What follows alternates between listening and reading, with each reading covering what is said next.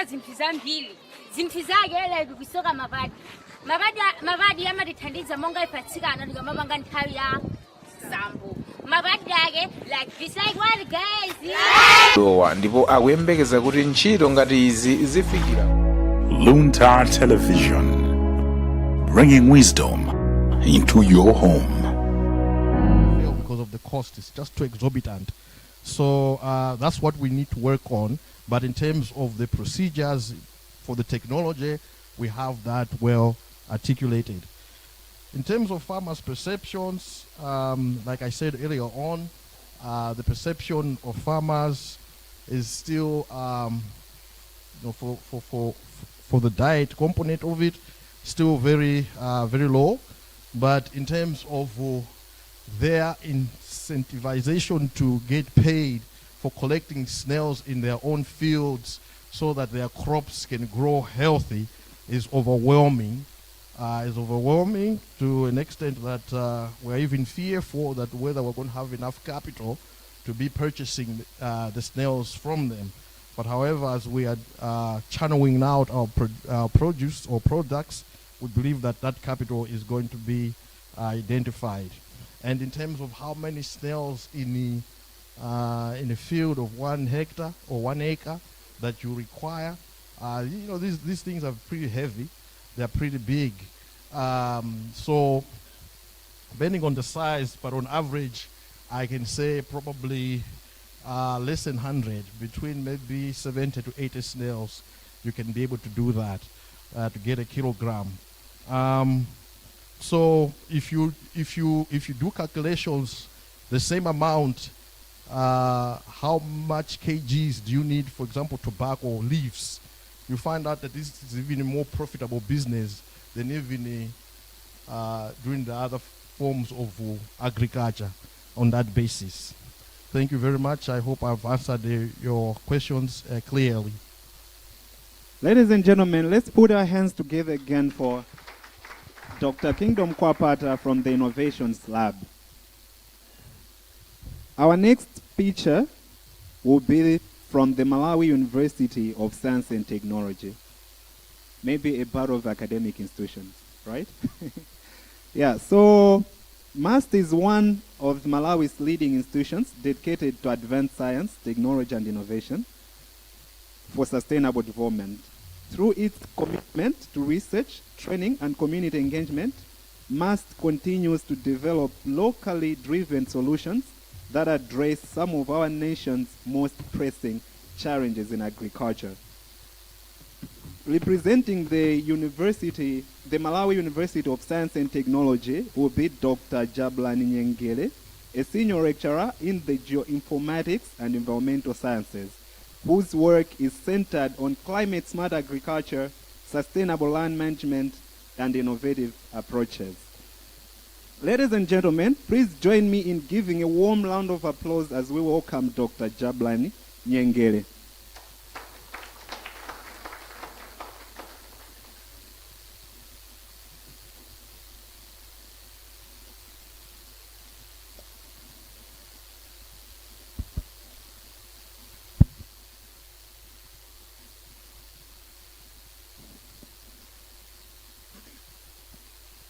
Good morning, everyone.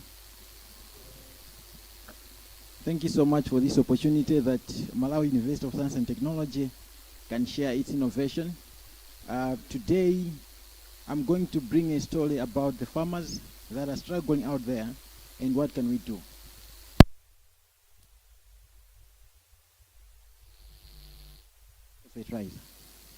However, the farmers are also doing something. What I've brought you here is something that is working with the farmers, and how best can we move from there to the next level. I will start with a short video so that you appreciate what we're doing about the innovation.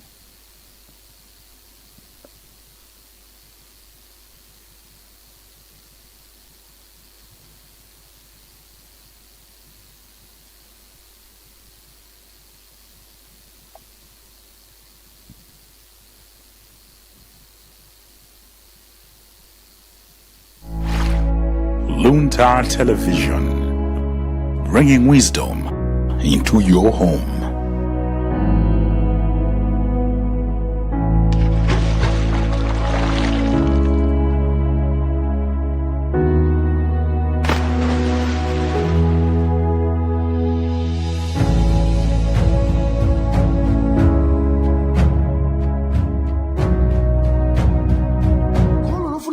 akazisogolera bwino amupitisa ku sukulu yapamwamba.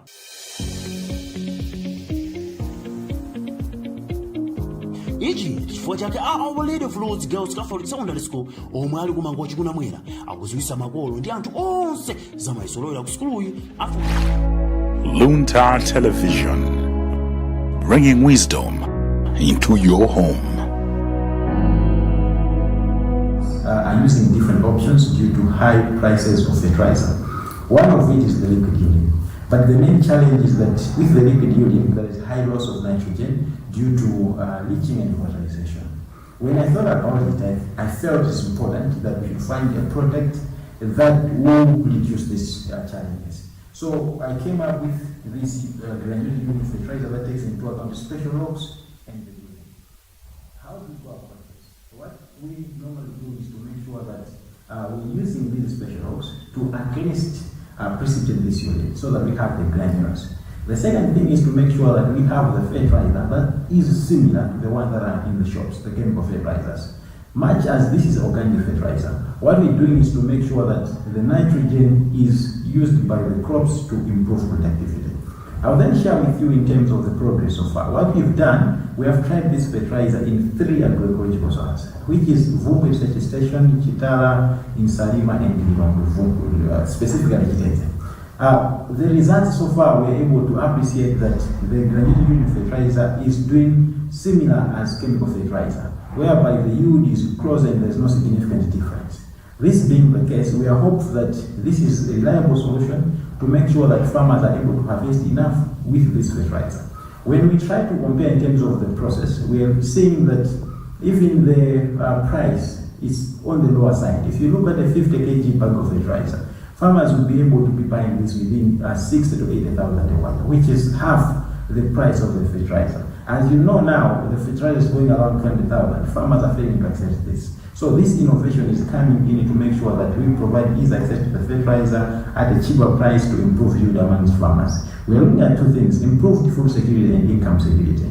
Once farmers harvest enough through this, they can also sell part of it to make sure they get something, and as well as having enough food to eat throughout the year.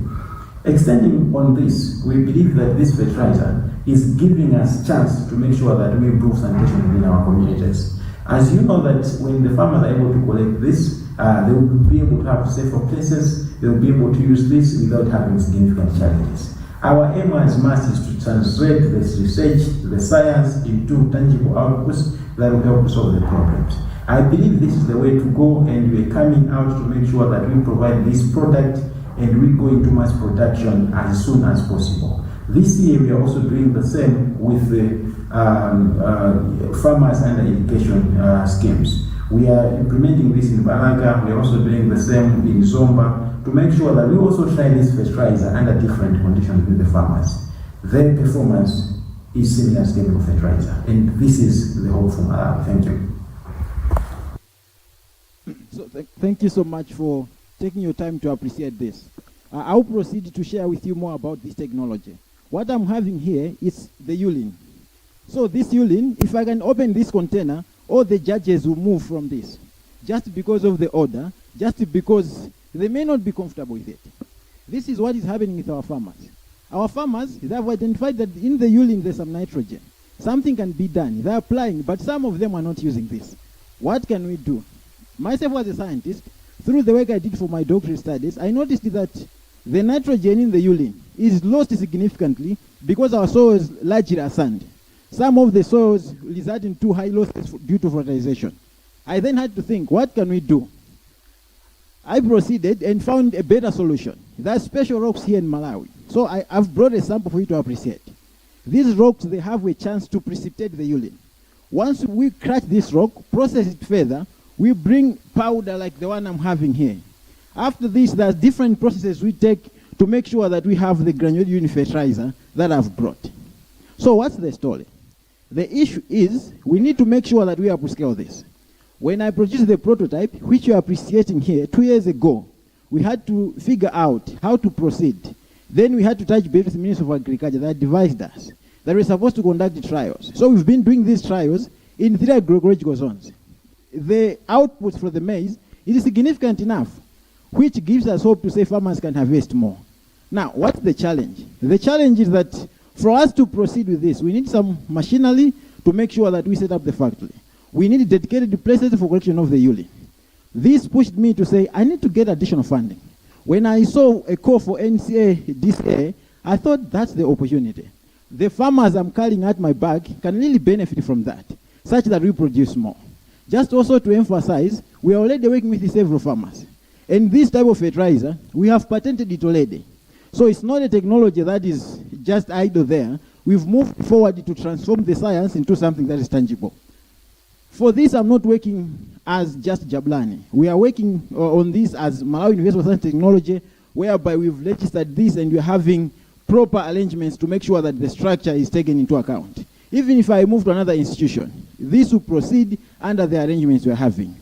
Our plea is to make sure that at the end of the day, we should be able to see our farmers using this.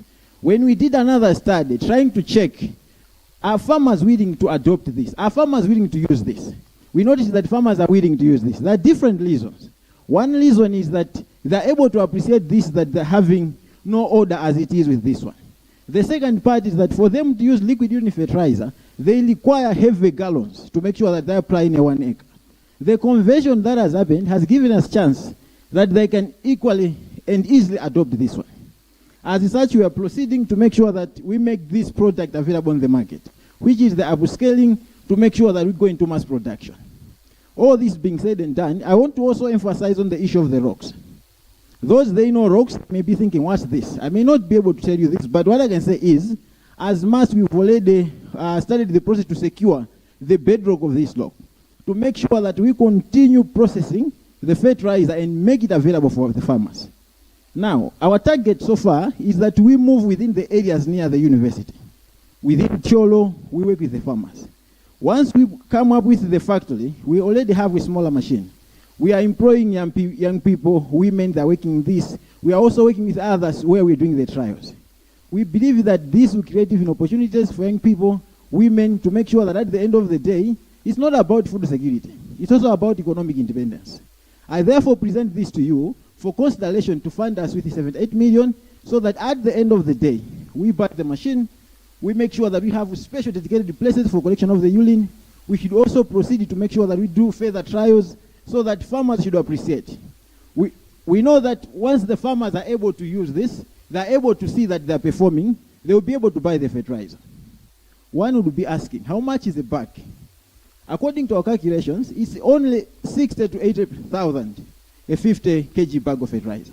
We believe that this is almost half or quarter of the actual price of the fertilizer today. And this is the solution. This is the way to go. I therefore present to you for this consideration. Thank you so much.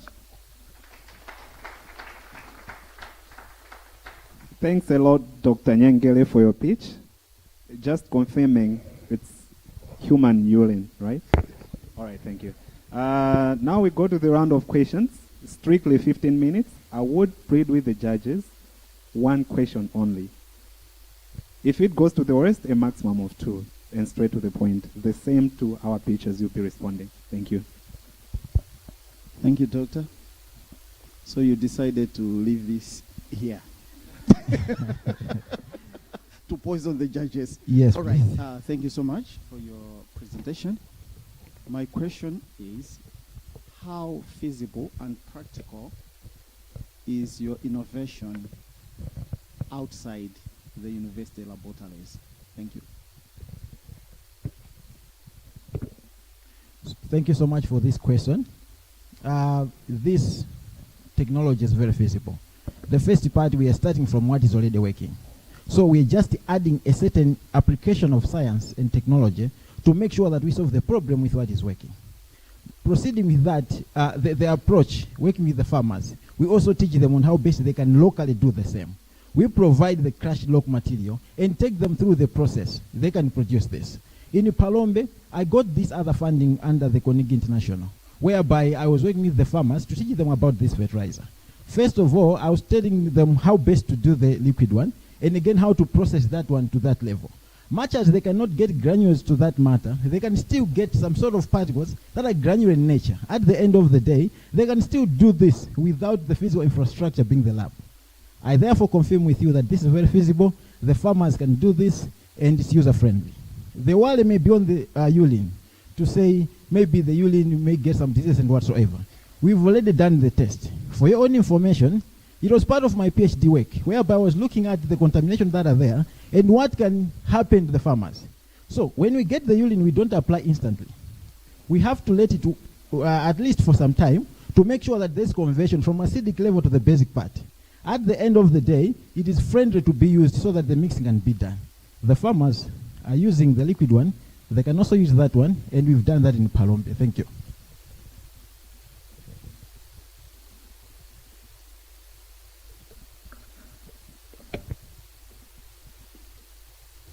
Thank you so much. I have 2 questions, but before that, I think I have to ask a follow-up to the question that my colleague asked. How available is this rock in the communities?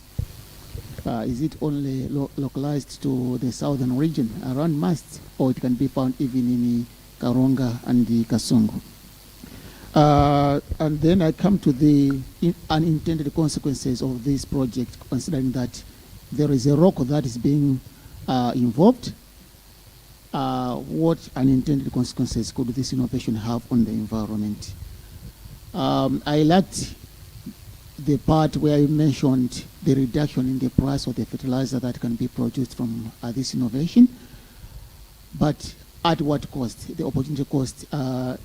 I'm looking at in terms of the concentration of the fertilizer versus the conventional NPK, rather urea that we have.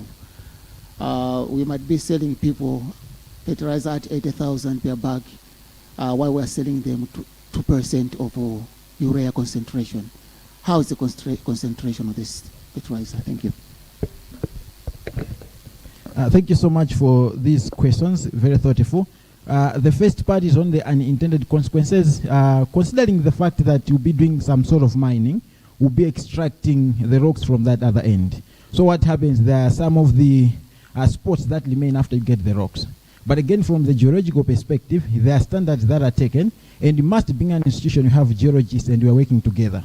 So this Professor Chisenga is the one leading the geological part. So all issues to deal with, what should we do after getting the rocks, is taken into account. Issues of rehabilitation, planting trees in those areas. But likely enough, if you saw in the video, you would appreciate that some of these rocks are on the surface. We don't need to dig deeper to get this, such that we end up having several trenches. We'll just get from the surface. As that, we'll be able to handle all the minimal impacts that may be there. I cannot say there will no longer be impacts. There will still be impacts because we're going into a developmental project. However, there are precautions that we're taking into account to make sure that all are followed. Availability of the rock. We did a survey to make sure that we identify where exactly can we find this. Just the background, I had to test 22 types of rocks that are here in Malawi to figure out which one can precipitate the urine. And that one emerged to be successful. Moving forward, we had to look at the rocks we are having. We identified a bedrock, some in the southern region. While there are also some of the patches in the northern region, but where we found significant amount in the southern region, where we'll be getting this rock. Being the case, you must be aware that in Malawi there are procedures whereby you can do some mining. You need to get the mining license. So we've demarcated that area where we can continuously be getting this rock. Luckily enough, it's not a unique rock as maybe the other rocks. So that gives us hope to say we'll still continue producing based on the fact that we have this readily available. The second thing is the concentration. I like that. I'll bring the science a bit. When you're talking about organic fertilizers, most of the fertilizers that people are selling out in the market is around 5%. Our product is 12%. This gives us more confidence, and that's why even in the trials, this product is performing equally to chemical fertilizers. But still, being organic fertilizer, it cannot have concentration equivalent to the chemical fertilizers. When we had to look at the pricing, we had to also compare to consider that, because we may end up being saying it's on the cheaper side. However, someone need to buy more bags. But again, looking at per acre concentration, we figured out that someone will not need more, can use 1.5 bags to make sure that, so he may spend around 100,000 so that he apply in the field. This is a nitrogen base, it's not NPK, and it is having a 12% nitrogen content. The application procedure, we apply in the same amount in terms of the 92% nitrogen per hectare to make sure that when we're checking, we should figure out how it will perform compared to the chemical fertilizer. So I will be glad if some of you would have chance to visit our sites where we're doing the trials in Chitala, Chiteze here, and Vumbo Research Station. We are also extending our tentacles. We're doing another one in Palombe with the farmers on the farmers' field. We're doing irrigation side right now in Zomba and Balaka. Thank you. All right. Thank you so much, Dr. Jabulani, for your presentation. This is a follow-up on the supply side. I would like to know more about the urine part. How much urine do you need to produce, let's say, 1 bag of fertilizer, and what is your supply? As much as I understand that it's human urine, but for mass production, you would, I'm assuming you would need more. So can you please explain more on that? Okay, so in terms of that, I'll handle it in 2 ways. The first part is to say I'm proposing to get funding to establish a dedicated space for collection of the urine. The MC in the morning said the gent is somewhere there, the lady somewhere there. I was like, oh, these people are wasting my resources.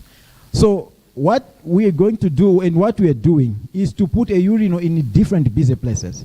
Those of you here in Lilongwe, there is an innovator whom I've been working closely in Area 25. What he has done, he has put urinals whereby you go there and pay 50 kwacha, 100 kwacha. In our model, what we're also doing is something similar. We want to work with young people in these different places. I've proposed Choro and Sanje to make sure that the young people should put these urinals. They should be managing. At the end of the day, they will be able to get something. Cleaning the toilets, they're getting some. We're also empowering in one or the other. They should also be in the forefront in trying to understand how that works and how to use that fertilizer. So, for patent issues, protecting the IP issues, I will not mention how much should we apply, but what we do is that once we process that, the rock, we change it to different forms to remove some oxides, letting some other days, and again we bring in the urine. In the urine, we don't just use 100%. We have to dilute it in a ratio what we call 3:1. Then we proceed with the next steps. We don't need a lot of urine because we're trying to also bring in some ingredients that should help us to make sure that we boost the nitrogen percentage to a certain level. I will say something that maybe you haven't asked. The thing is, the urine that you are passing out there is not having equal amounts in terms of nitrogen. So someone who has been eating a lot of meat will bring urine that is relatively better in ammonia. But some that are not eating a lot of meat, it will be on the lower side. However, how best do we go about it? Our fertilizers, they are having a range of 10 to 12% in terms of the urine, which takes into account the minimum amount of the nitrogen and the maximum amount. This being said, the availability of urine is something that's not a problem. At most, what we've done, we have also diverted some of the urinals, trying to make sure that some of them, we are not having the water system, that you can flush directly and lose the urine. We want to get the urine undiluted. So we also collect it from there. But in terms of enterprising, we need the young people to be getting something. We need the women. Our energy, our task is to say women and the youth should benefit. So we bring the young people in these areas to be managing the urinals. They're providing the urine, we're getting them for processing, but they're also getting something. At Goliath, which is a trading center near Masti, we have already purchased a piece of land at the trading center. There's a challenge whereby there are no bathing rooms, they're just toilets by the city, not well cleaned. We are bringing in this to say, if we get funds from NCA, DCA, we're going to bring proper urinals, bathing spaces, we'll be collecting the urine, the people there, the women and the youth will be benefiting, while we are solving the problems of the farmers that I'm carrying. Thank you so much. Yeah, I have one question from our team. I think the technical aspect of it, I think it's really convincing. But for me is, if you look at the amount that you're looking for, 78 million, will that justify the impact that you are intending to get, given that there are two major elements that you'll need for you to successfully produce the granular fertilizer, vis-a-vis the bedrock, which is the gypsum, and then the urine itself? How do you justify all these two? Thank you. Okay, thank you so much. Just to correct you, for the rock, it's not the gypsum. I did not mention the name of the rock. But in terms of justifying the 78 million, if you look closely at my budget, I'm having around 25 million for the urinals. I'm having 15 million to make sure that we do the processing. In terms of the impact, we're 100% sure that the impact will be significant with this. What we need are the machines to make sure that we have proper granules that we're producing. Now, being that the machines have been bought, they'll be used for several years. Being used for several years, we'll be able to produce more fertilizer that will be accessible by the farmers. To just also be more specific, the machines that I've already gotten the quotes because I believe I'll make it. With that, what I'm looking for is to say we should be able to produce around 10 bags of fertilizer in an hour. So within those machines, if you are producing 10 bags, if you are working for at least the first 4 hours in the morning and give the machine 2 hours to at least rest, then we proceed. We can produce around 100 bags in a day. What does this mean? This will be a greater impact. We may be able to at least save a lot of vulnerable farmers that are unable to at least buy the expensive fertilizers. It's my plea to say, let's go for this. Thank you. Thank you very much. And a maximum of 2 questions from the audience.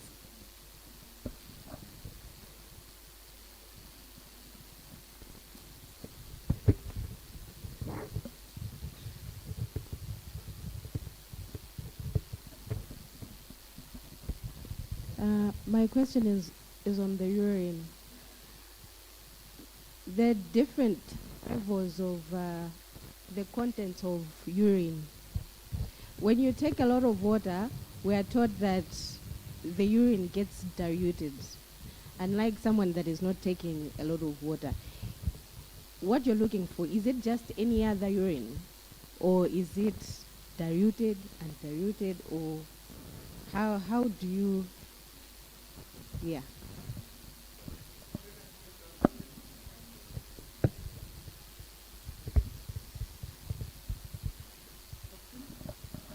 Thank you so much, Dr. Jabulani, for the elaborate presentation. I think I just wanted to have a clear understanding whether this fertilizer that you're producing can be used for both basal dressing as well as top dressing. I've asked this question specifically because I was looking at the amount that is being charged per 50 kg bag. If it's just the top dressing fertilizer, will there be some cost saved by the farmers, considering that maybe they still need to use another type of fertilizer for basal dressing? And also maybe just a minor comment. I know that Malawi Bureau of Standards has now released compost standards, organic fertilizer standards. Is this a process that you've already studied, especially for you if you're looking at the aspect of upscaling?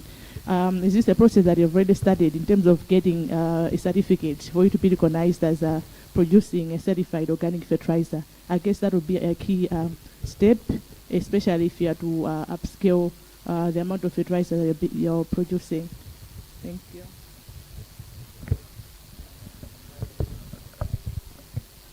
Thank you so much. The dilution issue with the urine when we drink water. You have to know that in the body there's a lot of processes that take place. So it's not the direct dilution that you're thinking. However, you should know that the urine you release early in the morning has high urea. And our interest is in that one. But practically it's not possible that we go to your homes and get the first urine. So we are interested in the urine even that you pass out after, like another time. However, it's not so diluted. There is a percentage that we are working with to make sure that we have that fertilizer. So the dilution part of it is not an issue because your body try to handle all those things. Much as people are encouraged to drink water, that's the healthy part. But whatever urine that people brings gives us the amount of nitrogen that's sufficient enough. What we do is to make sure that we try to test in terms of the range. All organic fertilizers, you are not 100% sure in terms of the single amount of nitrogen. So we work in the range within 10 to 12% nitrogen in our fertilizer. Such being the case, we believe that will not bother you to say we need the urine for the morning session. I will go to the application. Is this basal or the top dressing? This is a nitrogen-based fertilizer, and we are applying this for both basal and top dressing. Extending on the issue of Malawi Bureau of Standards, I will just take you through what the government says. If you have an organic fertilizer, this is one of the reasons why most of the manure that people are producing, they cannot upscale those things because they haven't taken the right procedure. So the Minister of Agriculture has emphasized to say you need to try this for 3 years. After trying this, the technical committee will approve this. After approving this, you go to Malawi Bureau of Standards to get the certification for mass production. We are in the final year, we've finalized everything, we're going towards the Malawi Bureau of Standards. But during the first time, when I did the prototype, I had to take the prototype to MBS to make sure that I get to know the total nutrient concentration and again some of the hazardous components. Much as I was confident to say we are having at least a safer environment, considering that in my PhD I had to test the same. But that was done in Japan, not in Malawi. So Malawi Bureau of Standards cannot take that to say the results we can validate here. So when they tested, we did not find the significant hazards that may be there. We believe that moving forward, they will also give us the certificate and mass production would be the next thing. That's why we're saying, I think it's timely for us to get the equipment so that we should go into mass production, help our farmers. We're already looking for some farmers because Ministry of Agriculture allows that you can give some farmers to practice in their respective fields before you finalize everything. Thank you. Thanks a lot. Another big round of applause for the presenter. Ladies and gentlemen, I think we can appreciate that our institutions of learning are doing quite a great job in terms of the innovation. Now we move to the next picture. The fourth picture will be Voices of Women with Disability. Voices of Women with Disability is a woman-led disability rights organization based in Cheu. They were established in 2019. They are committed to advancing the rights, dignity, leadership, and inclusion of women and girls with disabilities by addressing systematic barriers that limit their access to justice, health care, education, economic opportunities, and protection from violence. Let's put our hands together as we welcome the women with disability in front for their presentation.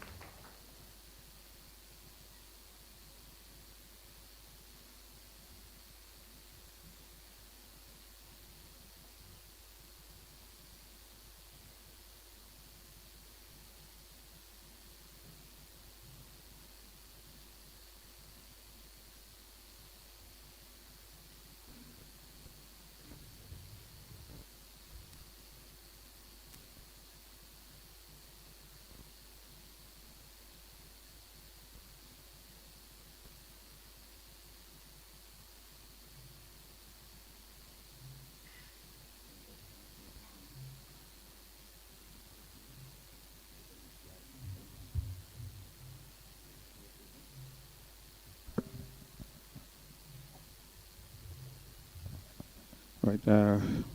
Good morning. May I have one request?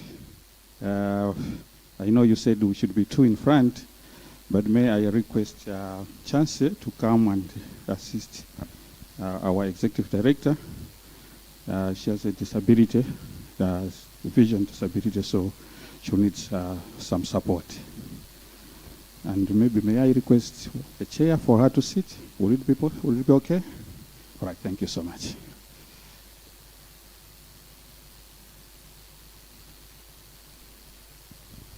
Okay, so this is Voice of Women with a Disability, in which we are talking about counter and protector. Why are we saying counter protector? Women with a Disability is actually a women-led organization whereby all its board members are women with various disabilities. And through the gender-based violence that takes place in Cheu district, these women sat down and then decided to form this organization in order for them to actually talk about their rights. Amongst the rights that talk about is how can they support each other by curbing gender-based violence. So the VWD was formed in 2019. That's when it was registered. But it was formed in 2017. If you look at what these women have gone through, you'll find that in most cases, stage one is where the violence occurs. So the woman experiences gender-based violence, but she has nowhere to report. And then, because there is no accessible reporting, that means there is no support for these survivors. And there is no referral for justice for these survivors. And this woman becomes an invisible survivor because she has nowhere else to run to or nowhere else to seek assistance. So, Women with a Disability Initiative came up with an innovation. The next slide. The other slide, please. Yes. So, Women with a Disability Initiative came up with this innovation. One, they want to have an accessible reporting where multiple disability channels are adapted that would include the use of sign language, Braille, and continuous community-based reporting. You will agree with me that in most cases, when people with disabilities visit either the clinics or even the police stations, there are no support systems in place that can actually assist them to make or to present their reports. So that is why Women with a Disability Initiative came up with this innovation to say we need to have accessible reporting, but then within that accessible reporting, let us also have community peer focus or focal persons. These focal persons would be trained to advocate, or they will be the bridge between the survivors and the community, so that these women who undergo GBV can easily confide in these focal point or focal persons. And therefore, as these focal persons receive these messages, the messages now should undergo an inclusive referral pathway, whereby there will be that coordinated handoff between the police, the health care workers, as well as social welfare. We all know that once a GBV survivor reports a case either to a chief of that community, that woman is actually labeled as being big-headed or being stubborn. But now what we want to do is we want to have that mechanism in place where these women would feel free to confide in these focal persons, and then these focal persons will be able to refer their cases either to the security personnel or even health personnel so that they can be assisted by them. At the same time, they can also be referred to the social welfare office for any assistance. And at the end of it, we want to have all that information put into a dashboard so that there should be easy coordination among these organizations, the security, the social welfare, as well as the hospital personnel, if there is need for such a person to be referred to any of these organizations. So at the end, we want to have that real-time district level data disaggregated dashboard that would be able to inform us of who has been or who is actually under certain situations or which type of disability requires support in whatever form. So that is the innovation that we want to have, where we have that accessible reporting, community focal persons, and then at the end we have that dashboard. After the dashboard, then we can have better services which will be data-driven. We all know that in most cases, whenever organizations come to fund these NGOs in our local communities, they would actually look for data. But that data is not available, and therefore we feel that this innovation would be the first of its kind in Malawi to allow data-driven improvement or data-driven data that would actually offer improvements into the system. So that is our innovation. Now, Women with a Disability Initiative, as I've already said, was established in 2017 and registered in 2019. It has also worked with different organizations. Okay, why our innovation is different? Maybe let me come to this. So we have said that there is no inaccessible reporting. Because there is no inaccessible reporting, usually people would rely on the person who is writing the report. The same way with the voting. You remember people with disabilities were actually guided by the able-bodied people to vote.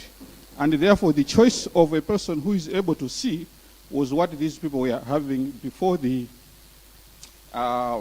guided ballot for the people with disabilities. So we are saying our innovation would actually bring in that accessible reporting.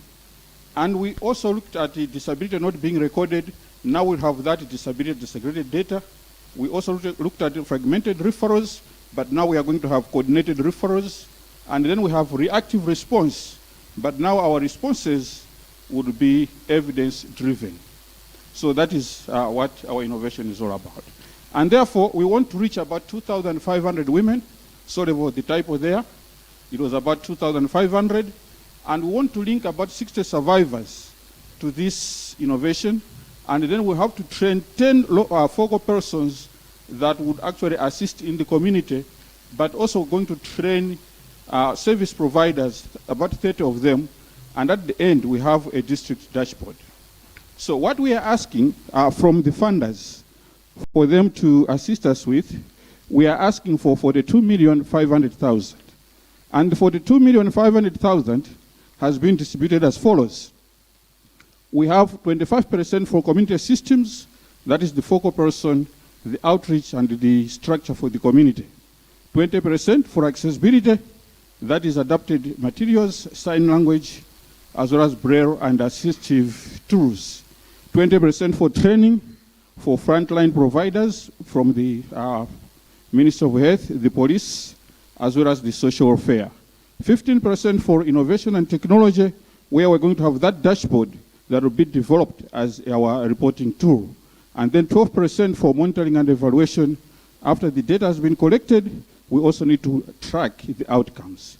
So 8% will be for advocacy, where we're going to engage the district officials, policy influence people, as well as the sustainability and then the planning for the next project for the community in Cheo.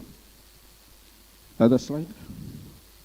Right. So, beyond our grant, what is our sustainability model? What we are looking at, because we have been in Cheo for quite a long time, we have now what we call community ownership. These focal persons are actually embedded in villages, and therefore they are accountable to survivors. We also have got government partnerships, the district authorities that have been available when we are co-designing and adopting, when we'll be co-designing and adopting the dashboard. We also want to have evidence-based. We cannot be bringing in solutions without having evidence, and also we want to have inclusive tools. Thank you so much. Thanks so much. We now go to the questions. We'll start with the judges. One question, please. My first question is, what is her role? At first, I thought she should be the one presenting. But now here I see a man, maybe without disabilities, bringing a lady with disabilities and presenting on her behalf. I would need to hear from the lady with disabilities.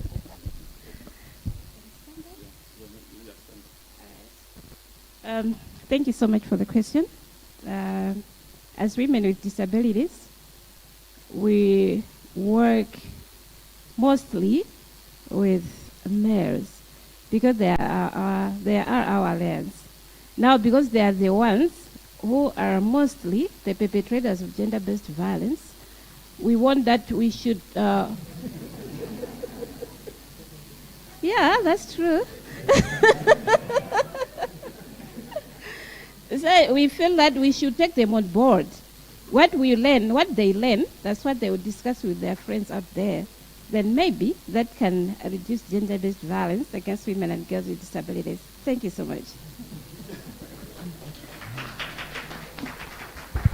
Thank you so much. Thank you. I think you have presented about sustainability, but the question that I had is not clearly being answered. So I'm going to repeat the question here. What happens when the innovation fund, if you happen to win it, if the innovation fund gets depleted, what next? Thank you.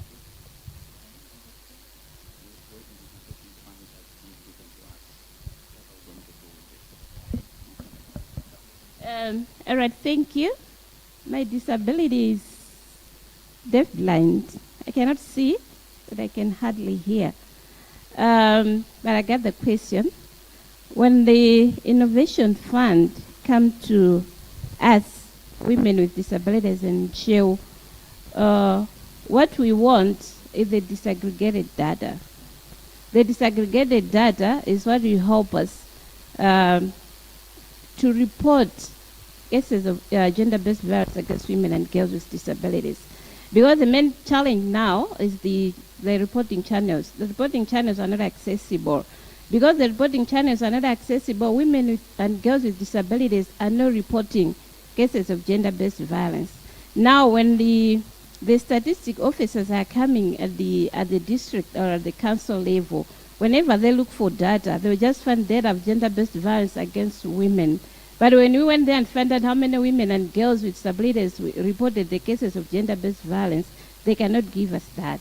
Now the Innovation Fund will help us that the data that will be taken at the council level should be disaggregated, that people who come with interventions, they should know how many women and girls with disabilities are survivors of gender-based violence and see how they can help them.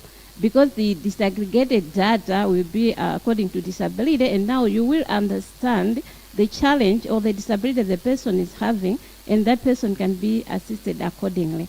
Thank you so much. Thank you so much. We now go to the audience with a maximum of 2 questions.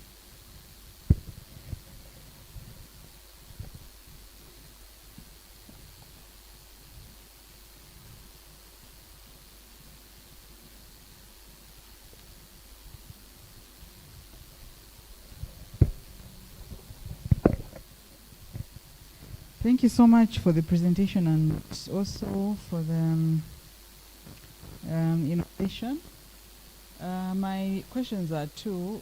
Firstly, if I got you right, this is a digital platform, right? So I wanted to know in terms of accessibility, can the women use it without internet, and in terms of gadgets, how are you going to ensure that they have access to this? But also in terms of safety, because these are now women with disabilities. Don't they need someone else to assist them to report? And how are you going to ensure that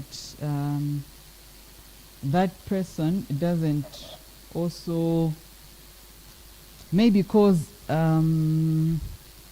leakage of that information or misuses that information? Thank you. Okay, thank you.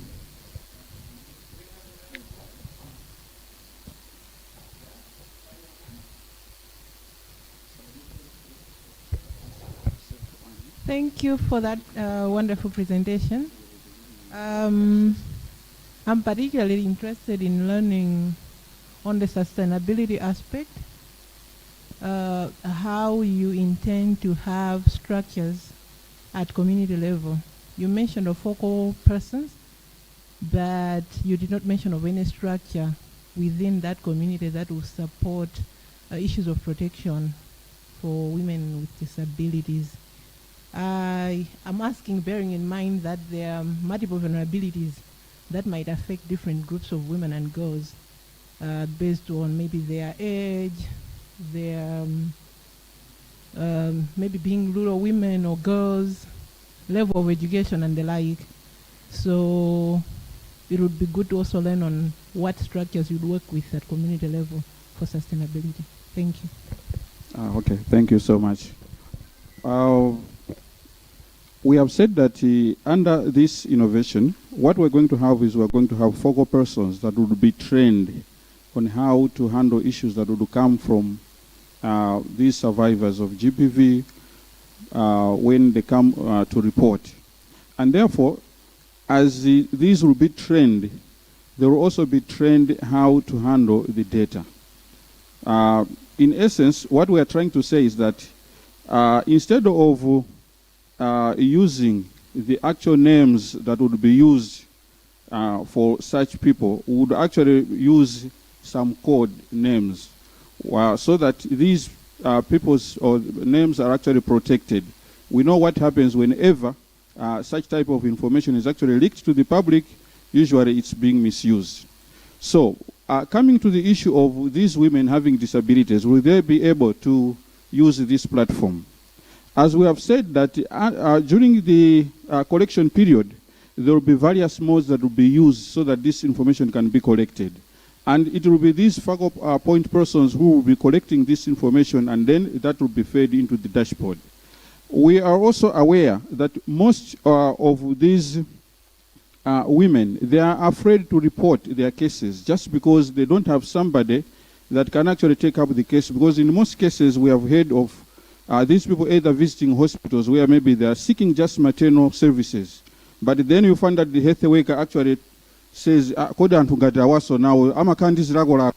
so we know of all those issues. That is why we are saying before we start using this dashboard, we would like to train those people who will be able to actually assist in that data collection, but also to be able to assist the women collectors, so that at the district level, we can have personnel that would look into that data and then say, for example, in this TA, we have got these women with various disabilities, but they're facing this type of problem. And therefore, if we're going to bring in innovation, that innovation should be based on that data. It shouldn't just be any other innovation that is without any backup. So with that information, then we know that most organizations will be able to support VWD in making sure that the interventions that maybe VWD would like to put in place after this funding, that would actually follow the data that has been collected or the information that has been gathered. Thank you. Based on the technology, yes, about the technology. So we're not creating a new technology, something else like that. We're going to use already existing reporting mechanism that already there, including WhatsApp, SMS, and calls. We're having a free community call, which they use in terms of accessing, reporting their GDPs. But most women and girls with disabilities, they were not trained on how to make that phone call. So we want to also include them as well. In terms of WhatsApp, we want to ensure that we integrate the system into district focal points of the person who will be actually handling those information direct to the district council. So our basic innovation is about system change. We want to change the system on how it is being done. We want to include it and being innovative that is accessible for every single women and girl with disabilities in Shell District. All right, thank you. As a woman with disability who works with women with disabilities, technology did not leave us out. Technology has also taken us on board. There's that accessibility part, which even a woman who is blind can use the phone normally, and even those who cannot hear, there's that sign language interpretation, sign language interpretation chatbot, which she can also use without facing challenges. So because of the accessibility part in the phones nowadays, because of technology, we are able to use the phones without being helped by others, and also prevent our privacy. Thank you so much. Inclusivity is quite key in our programming as NCADC. Ladies and gentlemen, a final round of applause for the pitches from the voices of women with disability. Thank you so much for coming, and that is all.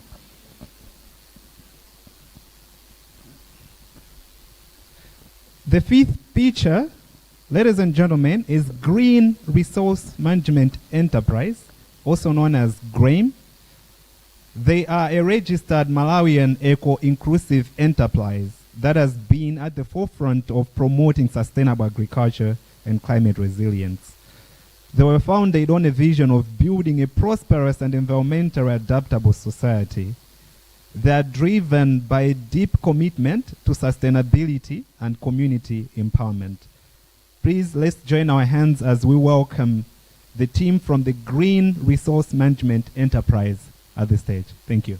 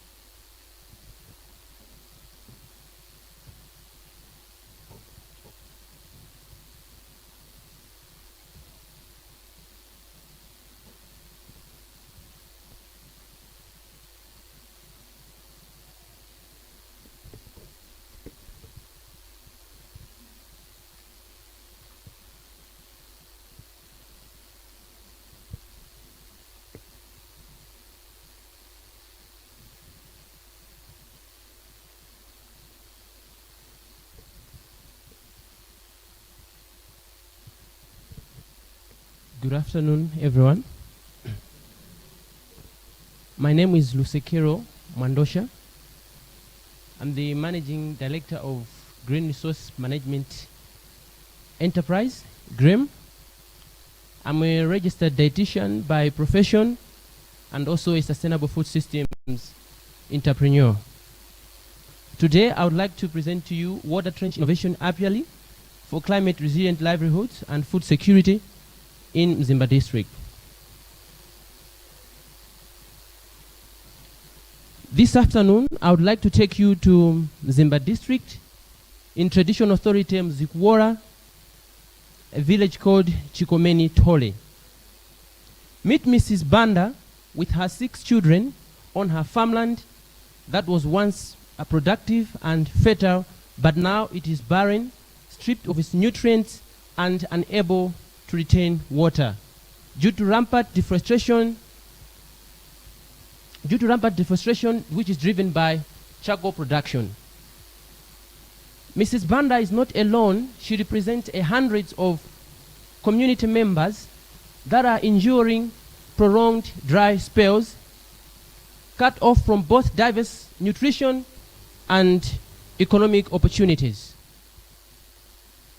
In our needs assessment, we found that 83.3% of the households consume fewer than 3 food groups daily, and also 80% of the households with under 5 children cannot afford adequate complementary nutrition.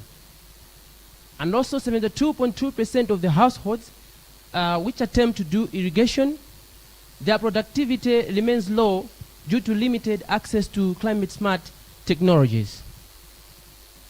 As an eco-inclusive enterprise, GREAM is deeply rooted into climate and environmental stewardship, economic development, and food security. Our background rises from addressing challenges related to climate change, environmental degradation, food and nutrition insecurity, rural poverty, women, limited access of opportunities in women and youth.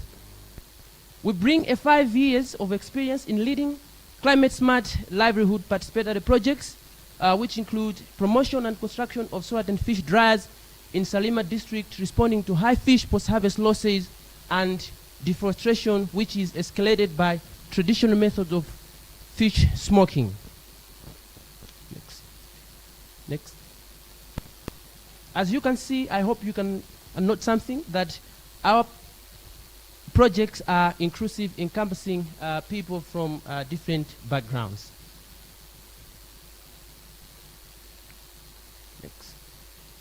Today, I would like to present water trench apiary integrated with agroforestry and bucket drip irrigation systems.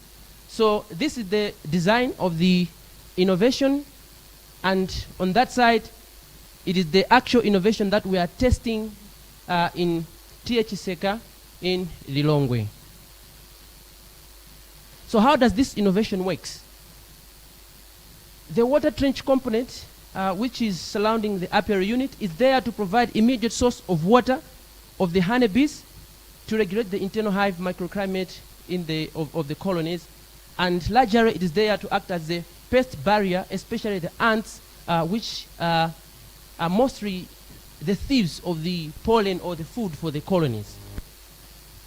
The bucket drip irrigation is there to use water resource efficiently to sustain crops around the apiary.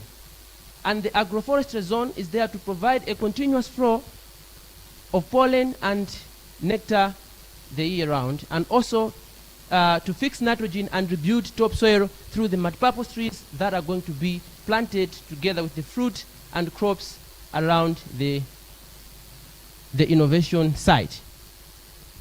Next. So these are the key resources that are needed in this innovation, as you can see. Next. So the current stage of our innovation, it is under test phase, whereby we are verifying the effectiveness of integrating water trench apiary with agroforestry systems. So what are we addressing in this innovation? So we are addressing food and nutrition insecurity, poverty, limited access to climate resilient opportunities in women, inadequate water for irrigation, and also prolonged dry spells. In this project, we are targeting 30 participants, whereby they are going to benefit from the jobs that are going to be created, like operations and field roles, technical and production roles, post-harvest processing, and value addition.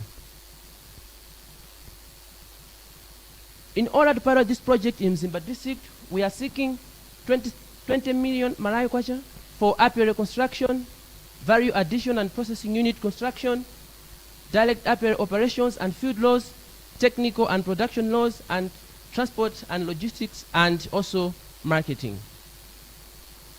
So the sustainability of this project is justified by our community participatory approach that we use to build the sense of ownership with the community we work with, and also a diverse revenue streams.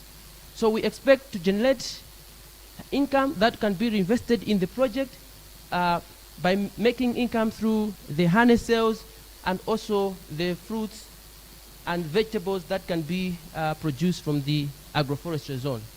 And in our long-term goals, we anticipate the future to expand our products, whereby we would like to manufacture beeswax value-added products, which include skincare products, biodegradable packaging food materials, wood polish, and also scented candles, among others. Meet our team. This is our team. Therefore, join us in building a climate resilient Malawi. Thank you for your attention. Thanks a lot for a wonderful pitch. We now go to the round of questions, starting with the judges. Thank you for your presentation. Agroforestry and the like are widely implemented across our programming as NCA as well as other partners. How unique, what difference will your innovation bring to NCA should you be picked as a winner for this innovation? Thank you.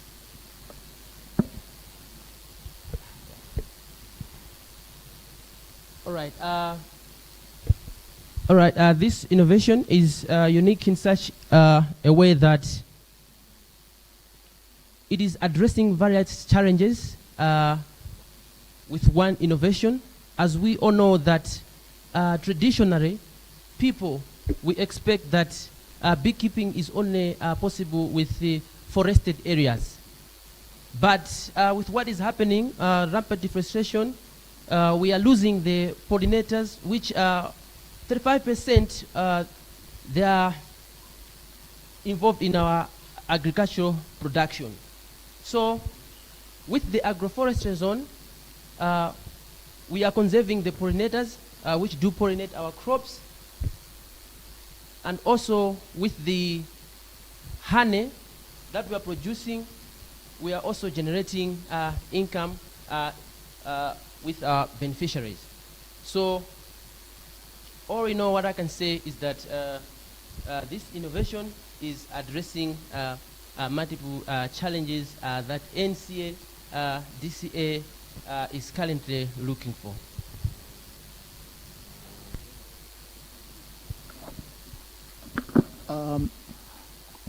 Conventional knowledge tells us that, as you have mentioned, that beekeeping favors where there are forests. Yeah. This is something that is different from that.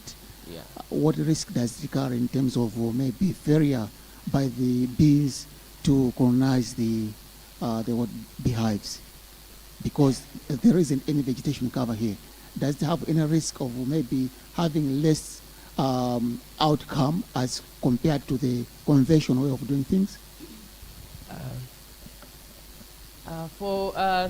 In this innovation, it is not that we are specifically looking for the areas that are just plain as it is, but it might be close to the national forest. But what we are looking at is that this agroforestry zone is coming in to supplement the nature that is already there. But with deforestation that is happening, it's like the honeybees, they are having inadequate food resources. So the agroforestry zone is just there to supplement, and with the bucket drip irrigation, it is there to provide the water efficiently so that we have all year round of pollen and nectar, so that there is multiplication of the pollinators, and we are able to produce more honey and conserve more pollinators for our crops. Thank you so much for your presentation. One of the problems that you have identified is food insecurity. I would like to know how your innovation is solving the problem of food insecurity. Yeah, so we are addressing food insecurity in such a way that, as we all know, that food security is when we also have the economic muscle. So it is not only about food, like having a food in your home, but it is also when you also have the money. So this project, it is multifaceted, whereby there is also income generation. So with this income generation, our participants will be able to use what they are getting to buy other foods, apart from the foods that can be produced within the apiary. So we are also looking at nutrition insecurity, not only food security, which is having a diverse source of food that will complement the 6 food groups that Malawi we are following.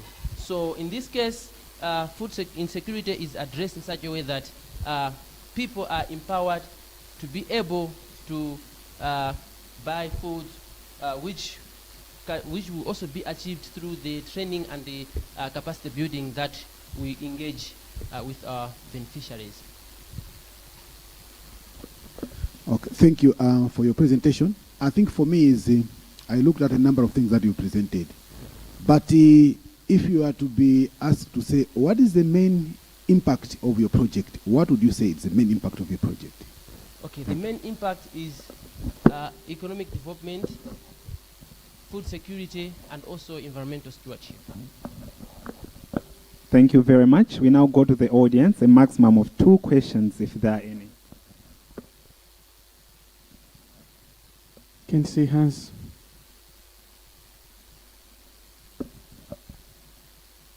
Another round of applause for the Green Resource Management Enterprise. Thank you so much for your pitch event. Yeah. It seems the energy levels have gone low, so maybe we have an energizer for a minute. So can we all stand up?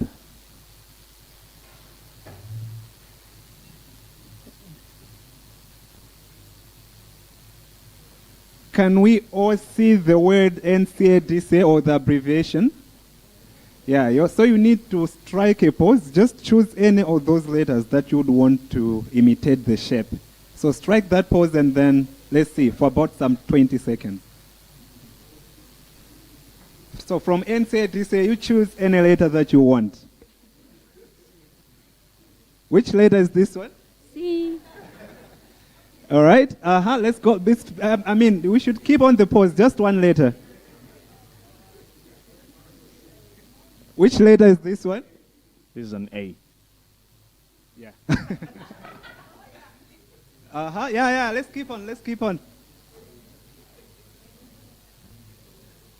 Which letter is this one? D. Oh, so this one is a D. Okay, and then which letter is this one? A. A. All right, thank you very much. We can sit down now. The final picture for today is called Asteric Limited. So Asteric Limited is a Malawian research, advisory and implementation firm based in Lilongwe. The organization is dedicated to bridging the gap between research, policy, and real-world implementation, ensuring that evidence-based ideas translate into practical solutions that improve people's lives. Representing Asteric today is a team committed to demonstrating how innovation can strengthen communities, improve public services, and create lasting social impact. Ladies and gentlemen, let's put our hands together for the Asteric team as they're coming in front.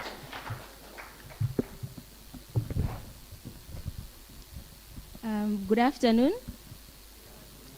My presentation will be very short. I know that we are tired. But before I actually start sharing about our innovation, I want to prompt us to think of a scenario. I want us to think of a woman living in rural areas of Malawi who has just experienced sexual gender-based violence.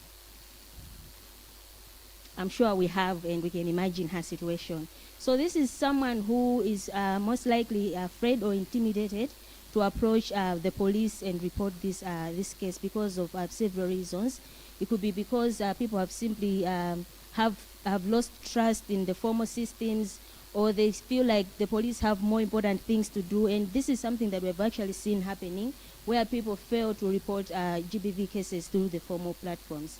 And apart from that, there's also an issue of delays. So imagine that she has actually managed to get over the fears and the intimidation and managed to report this to the police, but they're also often faced with delays, and we know that these issues are very critical.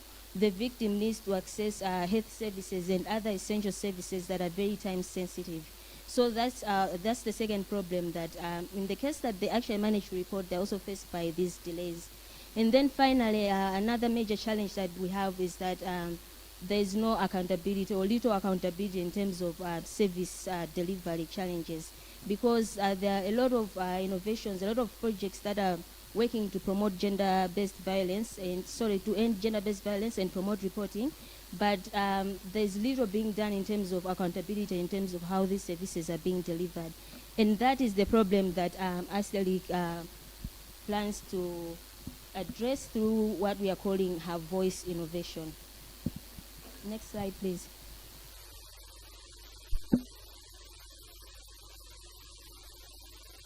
Okay, so in brief, our innovation is addressing those three key challenges, like I've already said: issues of trust deficit, delays in response, as well as issues of accountability in GBV service provision. Next slide, please. So our system, what we are calling Her Voice, this is a digital platform that we have put in place to promote reporting of GBV cases. But apart from just looking at issues of GBV reporting, we also want to address the gap that I mentioned earlier on issues of accountability. So in the first function, we are looking at working with survivor advocates, and these are people who are already embedded in the communities. These are women who be drawn from the faith-based organizations within the communities, and these will work hand in hand with the survivors to facilitate the process of helping the survivor get all the services that they need. But apart from the survivor also reporting through the survivor advocates, they can also report through what we are calling offline-first platform.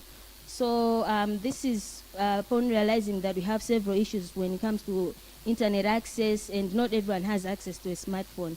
That is why our innovation does not only focus on internet access and smartphones, but we are giving people access to these services through using a USSD platform. So in the second function is now where we are looking at issues of accountability, where the community will be able to flag down and report issues of challenges that they're facing in GBV reporting, so that the relevant stakeholders, the relevant authorities can take action and address those challenges. So that is the second function of Her Voice platform. And just to paint a picture of what we are talking about, in the first stage, as you can see, when a survivor reports a case, so this is either through the survivor is reporting directly through the USSD platform, or they have gone straight to an advocate if they already know who their advocate is in that community. The first stage would be someone opening the USSD platform and logging their case. And once that is done, which can be done again on any simple phone, like I've mentioned, and without internet access, this triggers an alert to the trained survivor advocates that we have within the communities. So by doing so, we are making sure that the survivor, the victim, can be able to approach the survivor and then, the advocate, and then have them take them through the process of getting all the advocate now works hand in hand with the survivor to take them to the necessary services, whether it is a health center that they need to visit based on the sensitivity of the issue that they have at hand. And then at the same time, the moment someone logs a case using the USSD platform, immediately this also triggers what we are calling a transport voucher. So we know that also one of the challenges where what that is contributing to the delays in accessing these services is that in the communities, people will always have these challenges of transport. So this is an automated system that the moment someone logs a case on the USSD platform, an advocate is alerted and to go and approach that person and take them through the system. And immediately, if the person needs transport to be able to access the services or to go to the hospital, it triggers the voucher, and then there's an automatic payment system that we have already embedded into this platform, which now makes those payments directly to the advocate, is Airtel Money or TNM, simply mobile money, so that they have easy access to the transport and they can access the health services within the 72-hour window period for essential services such as PEP and other emergency care.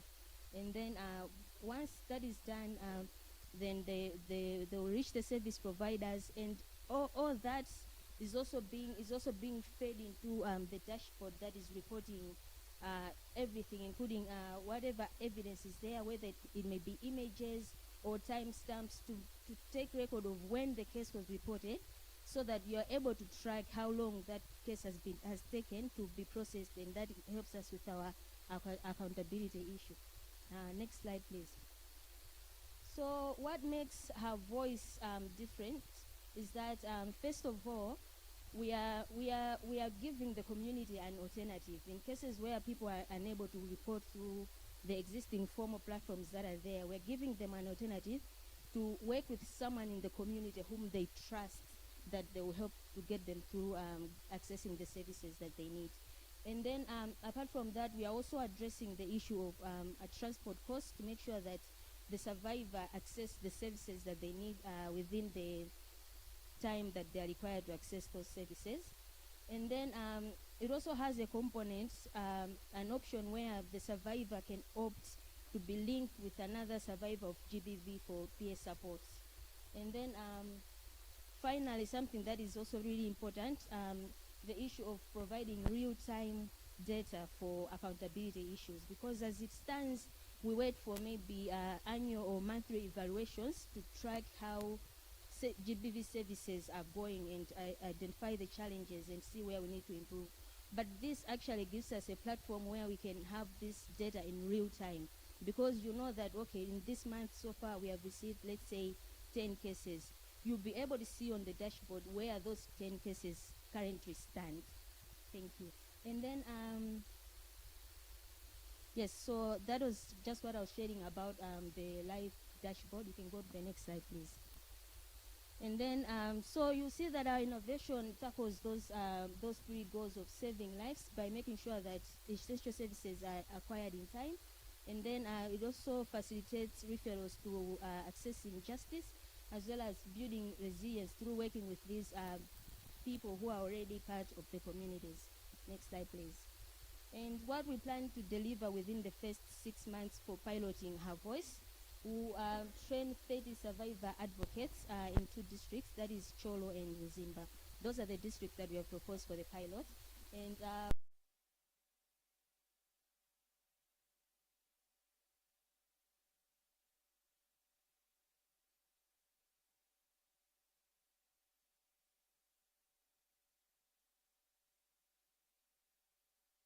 process.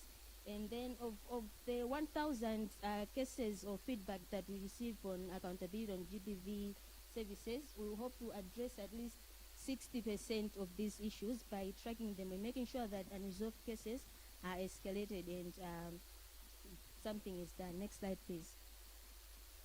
And this is just a snapshot of our budget. As you can see, the main cost will go towards advocate training and support, and then 32% of it goes towards launching the platform, because this is a platform that has already been developed.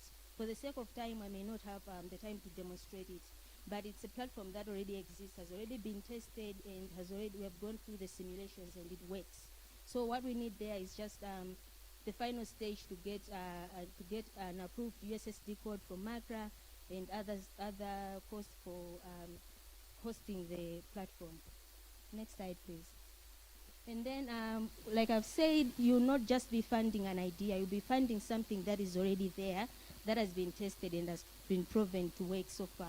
And then we are also, to ensure sustainability, we are also in discussion with Airtel to make sure that, to explore if they can reduce this cost as part of their social accountability, so that in the long term, the costs are reduced and it becomes sustainable. But also we'll be working with advocates who are already part of the community, like I've said. So even beyond the pilot, this is something that will last. And the platform after the pilot will transition into a community-led organization, and it uses open source and low-cost technology. That is all about Her Voice. Thank you so much for the opportunity. Thank you. We now go again with the round of questions. Right, thank you for your presentation. My question is, how do you ensure user data protection? And should we finance you? How and what will be the end part of people's data once we finance you and we exit? I mean, the funds get finished. What will you do with the users' data, and how do you protect the people? How safe, in other words, will be your platform? Thank you. Thank you very much. So one of the things that we have done with this platform at first to make sure that people's data is safe is that not everyone has access to whatever kind of information that they want. So we have put in controls. I think if you can check on the handouts that I gave you, that just give a snapshot of what the platform looks like so far, is that any person will be able to access the data that they need, that they want, based on their level of clearance.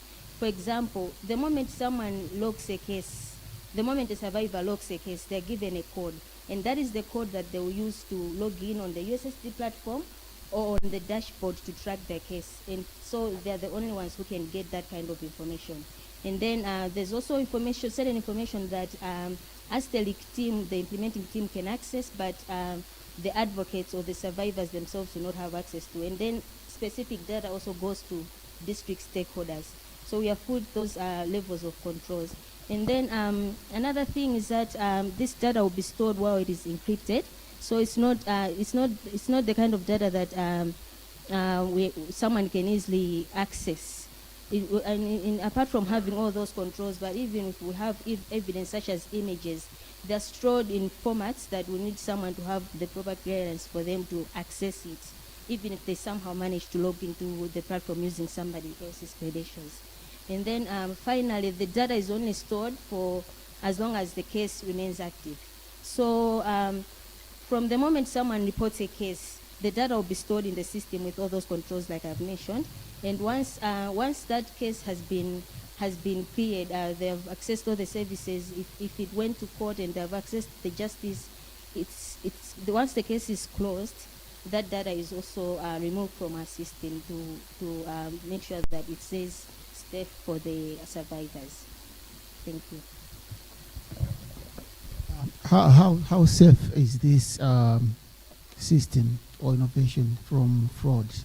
I'm looking at the generation of vouchers and then redeemed. How do we ensure that the one redeeming the voucher is really a survivor?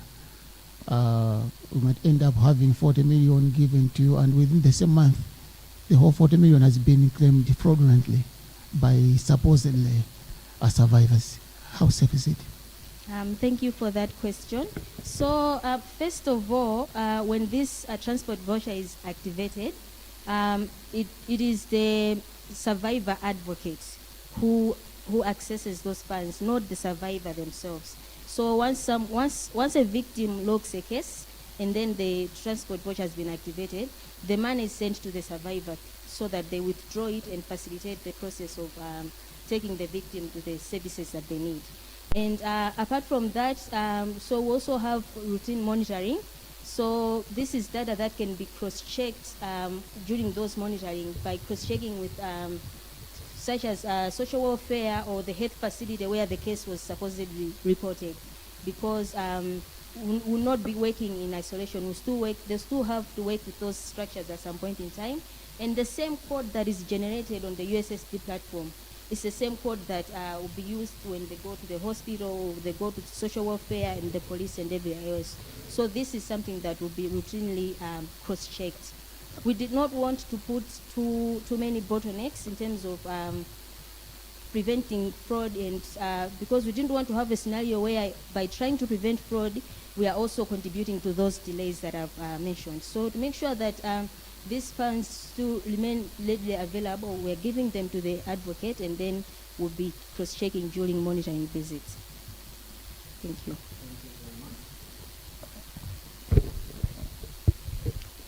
All right, thank you so much for your presentation.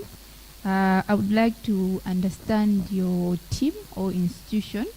From your presentation, you said that you have 30 community advocates, but I would also like to understand that on the management level, how many are you? How many are behind the project? Thank you. Okay, thank you for that question. So as it stands, Asterlic is a team of 9 people who are leading different departments or different initiatives within the organization. I, for instance, lead the gender and social justice unit for the organization based on the experience that we have. So we have people with diverse backgrounds and experience in the different aspects that they are leading.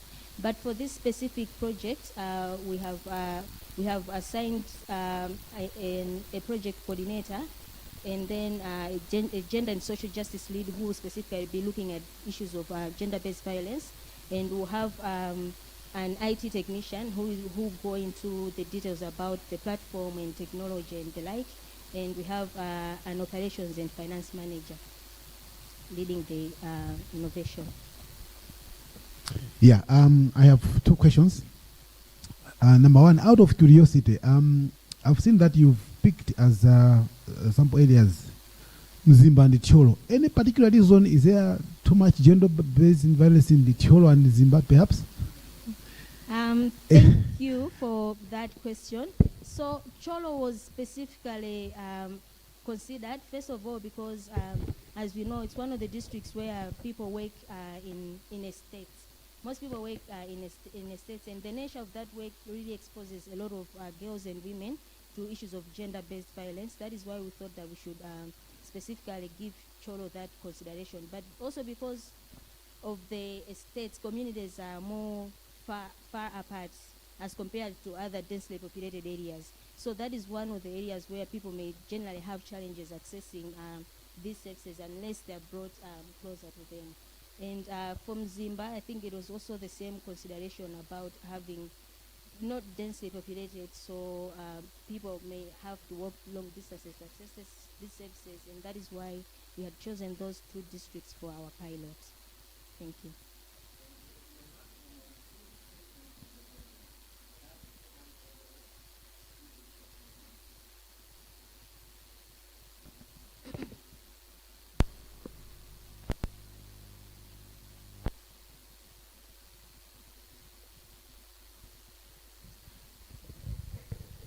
Thank you so much, ma'am, for the nice presentation.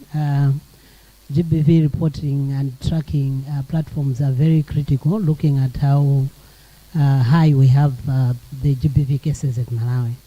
My question was, you've mentioned of coming up with community advocates that will be more trusted, and I'm imagining these will be like new people in the communities, not the normal platforms that are there that handle the GBV issues at community level. I don't know if you took time to look at the challenges with the current systems. I'm looking at a situation whereby we've started a parallel system, then probably the existing one feel like, okay, you've decided to do your own thing, go ahead. They don't support, because these are structures that have been established by government. So I'm a bit worried on there. You have very beautiful interventions like orientation to the advocates. Have you ever considered orienting the existing structures so that whatever innovations you have in there, you are just strengthening the current system that is there? You've also mentioned a critical point on these survivors getting services within the 72-hour timeline. I wonder if you provided anywhere in your system whereby the provider is also giving you feedback, because you can have a very good referral pathway, but you don't get feedback from the person who's assisted, whether it's CVSU or a health center. You need to get that feedback from there. So those are my two questions. Thank you. Any other hand?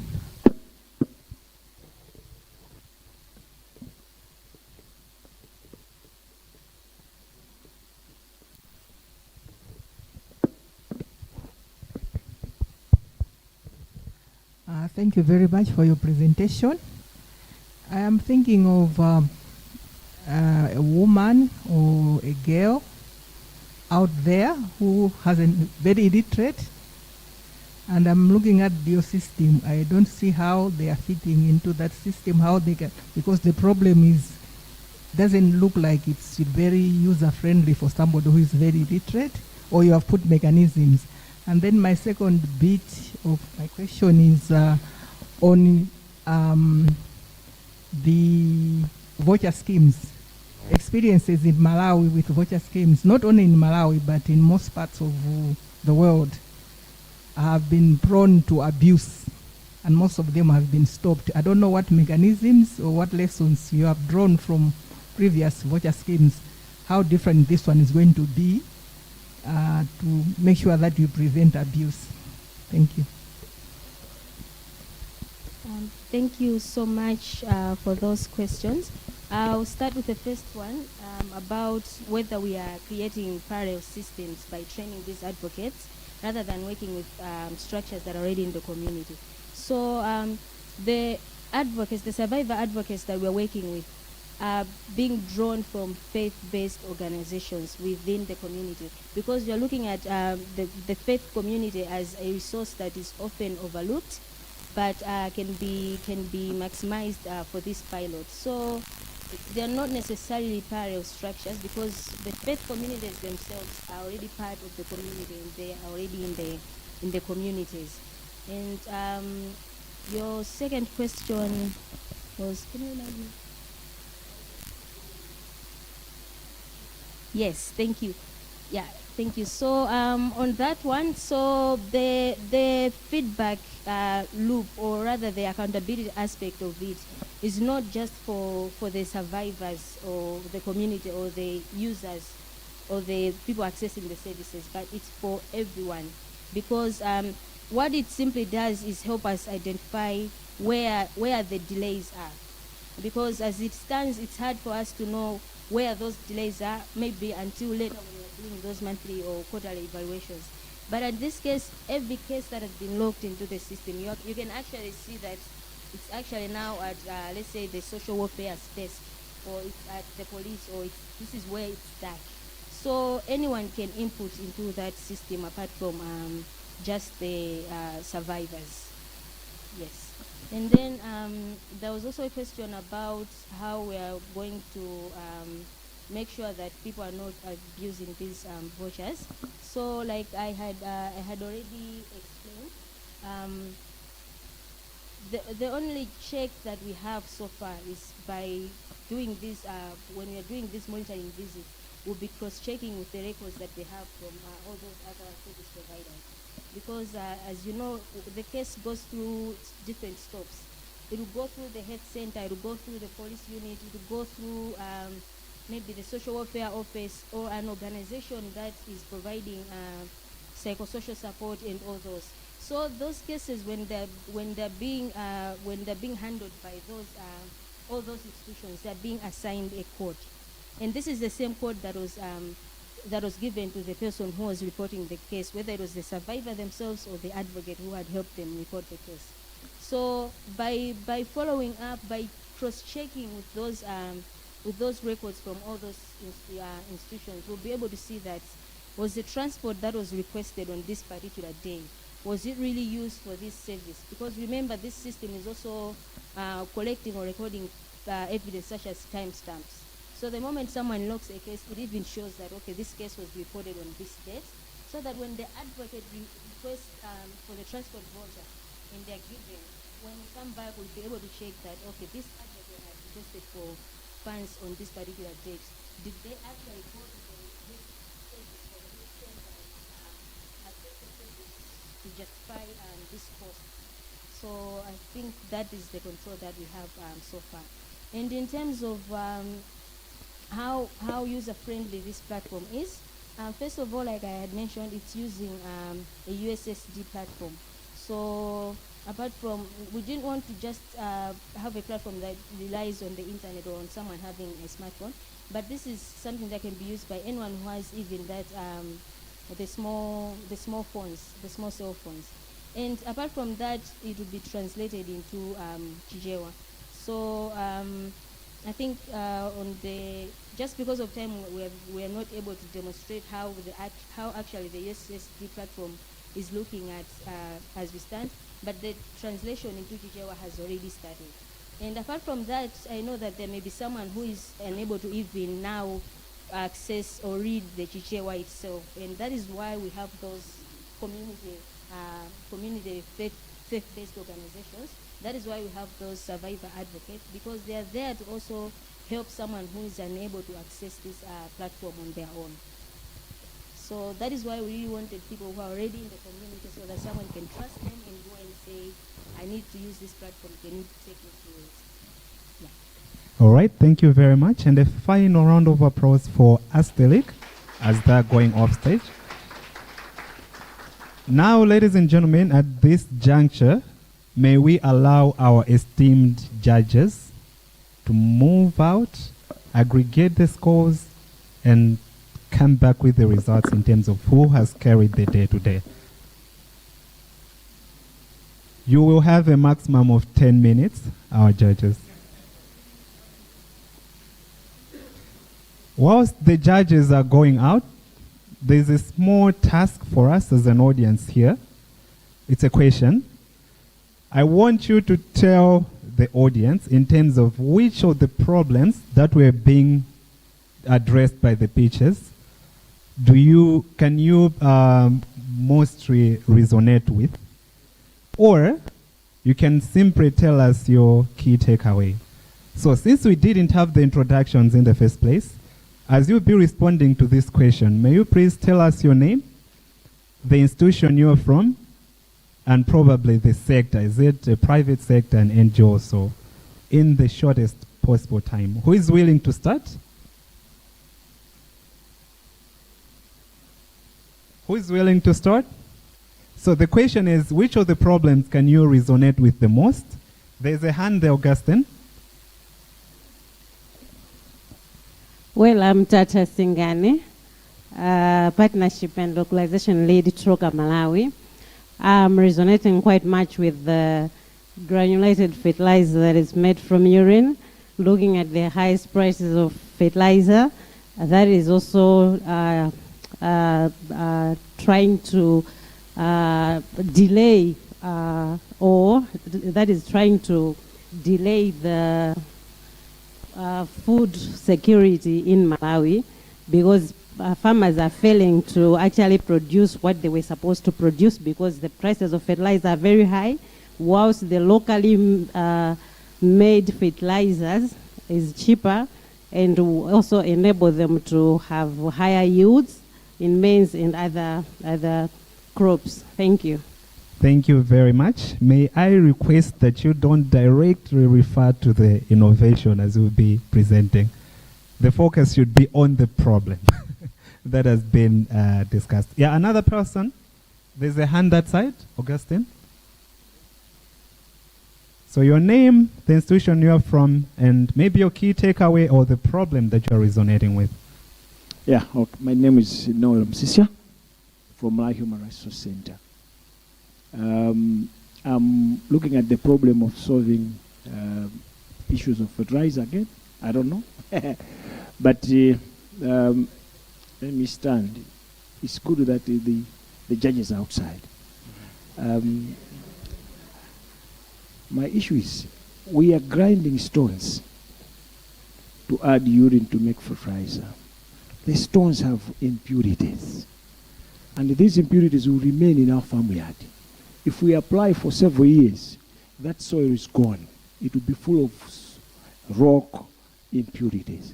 So probably if the doctor could continue with the research, we might be excited now, but in 10 years, that field will be useless because they will be full of limestones or something else. So that's my takeaway. It's positive and negative aspect. Yeah, thank you very much. So I take it that most of the issues that we are bringing up might be assumptions, since we don't have the facts. We'll have about 5 minutes maybe to interact with the actual pictures and get the real answers from that. Any other person from the audience? Yeah, we have another hand there. Thank you so much. My name is Tadala Chumachenda. I'm with NCA this year. My key takeaway was being able to deal with the issue of pesticides in an innovative way. So finding another use of these animals that cause damage to our crops, being able to make products out of them. I think for me that was the key takeaway. I think I've tried not to be very specific. Yeah. Yeah, and I absolutely don't, I'm failing to figure out the pitch that you are referring to. Yes, another person? Thank you. My name is Justin Banda from Ministry of Trade, now known as Ministry of Industrial, Business, Trade and Tourism. My key takeaway is being able to have value chains that can bring more forex as we are facing forex issues in the country. Thank you. Thank you very much for that. There's another hand at the back.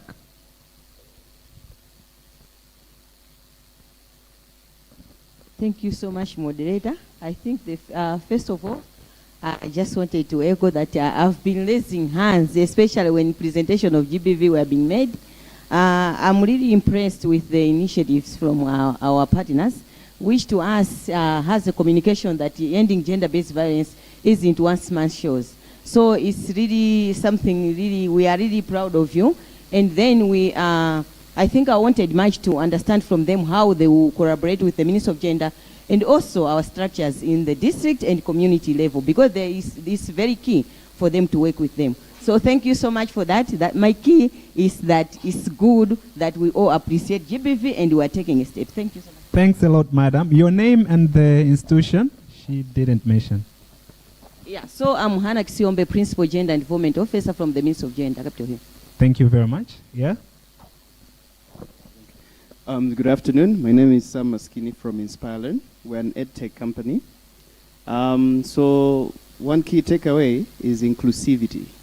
Being able to think for those people on the last mile in terms of accessibility. So I'd just like to applaud all that have put that into their consideration. Thank you. Thank you. Good afternoon. My name is Chikumbutso Kilembe. I work for the Irish Embassy in Malawi. My key takeaway from this is that I really wish that we had categorized the innovations in different categories. It's very difficult to I know it's going to be a tough job for the judges. But I think for myself it's very, very difficult to see who is the winner because they present unique kind of interventions in their own right. So you have, waste management, you have, food systems and all that. It could have been good to have different categories. I really wish that is the case next time. Thank you. Thanks so much, Mr. Kilembe. Yeah, any other person? Oh, there is a hand in the front table. They can use my mic. Thank you very much. I'm Richard Chirwa. I'm from Ministry of Labor, Skills and Innovation. Mine is more of a question than the takeaway. I want to talk with him the categorization issue, but my case is I had some questions to myself. Don't we have innovations that can be presented in our vernacular, languages? Are we discriminating such? I'll give a specific example.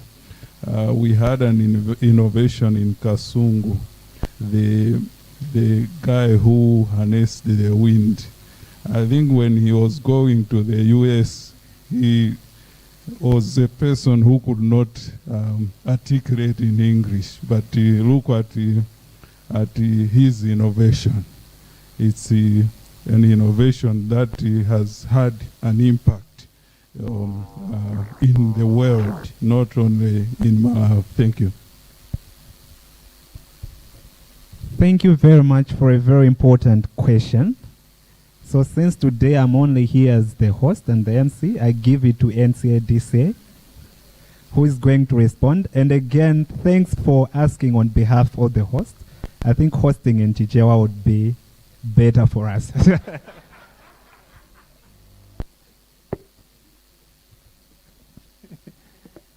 Yeah, I think we keep on improving year in, year out.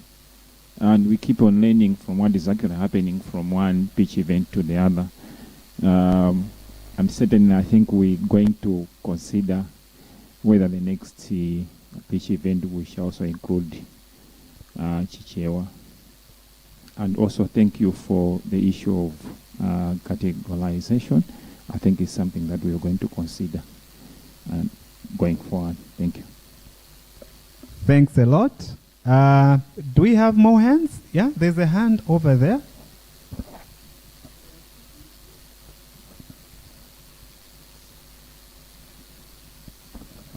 Yes, my name is Juma Masumba. I'm coming from CRIs. Something that has appealed to me, I think you wanted me to talk about one thing, so I'll talk about that thing, but allow me to also mention other things. So the first one, was something that was presented by one of the should I say, an entity that pitched. is the most difficult things that we're going to deal with in terms of climate change and land degradation in Malawi. But the pitch may not sound very promising, and that's what we have to deal with in the country, where putting money in there doesn't look appetizing. But if we don't deal with those problems, we still have a long way to go. Talking about that, let me say that I think all the presenters have dealt with the issue of inclusion in one way or the other. Others are talking about GBV straight away, that's inclusion. But if you also look at the other presenters, they were talking about youth, jobs, women. I'm sure men are within there. They were not mentioning it because they will be there. So to me, it's still inclusion. So you see it across that. So if you ask me, I would say inclusion has come from all the areas. Otherwise, because we are dealing with is it the 3 Fs or fertilizer? What was the other one? Food. I think we have also tried to touch forex. Somehow it's all coming through the presentations in one or the other. And if you ask me, I would say there wasn't anything that I would have left out if I had all the money. Let's give them all and see what they can do with that. Thank you. Thanks a lot for that. And maybe a final one, if we have any. Okay. Okay, so my if name you is can stand up, please. Thank you. My name is Mpato from Malawi Girl Guides Association. I think what really got to me was how I was able to see the issues that as a nation we are facing, and how the innovators were really trying their best to see how best we can solve those issues as a nation. I'm not trying to be specific here, but we have seen that there's a number of areas where we're talking about waste management, we're talking about gender-based violence. So there's been a number of innovations that we have seen that, if taken seriously, I think it's something that we can help in solving some of the issues that we are facing. So I think the presentations have really been very inspiring. Maybe when we look at issues of data, we have our policies, our failures to implement our own policies. I've seen the solutions in the presentations that have been here. So I think much as there will be one winner, but I think everyone that presented had a solution to a problem that we're facing. Thank you. Thanks a lot. And the next 5 minutes, whilst we wait for our esteemed judges to come, we can just use it to network. If there is a specific institution or a specific innovator that you would want to speak with, this is the time. We only have 5 minutes just to initiate the connections, and then we can talk further over the lunch or after we go back to our homes. Thank you, ladies and gentlemen.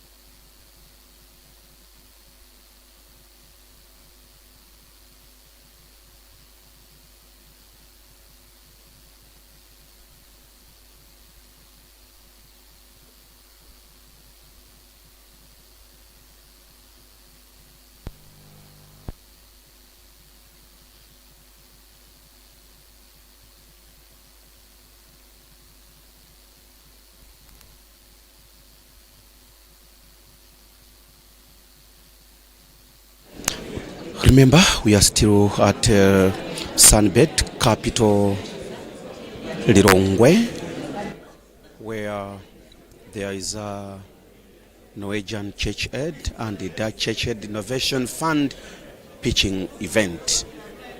We have seen a number of organizations coming before the judges, explaining what they know better and how best to help in the development of the country through innovations. So now it's in the hands of the judges to come and announce the names of those who may have the chance of getting some funding from Norwegian Church Aid and Dutch Church Aid, that's Danish Church Aid Innovation Fund. So according to those taking care of the initiative, they announced that there were over 100 applications, but out of them they picked the 80 to test their lucky, and from 80 it dropped to 11, and it also dropped to 6. So today only 6 came. So this is a very tricky. We have seen 6 organizations in 2 different innovations. Remember,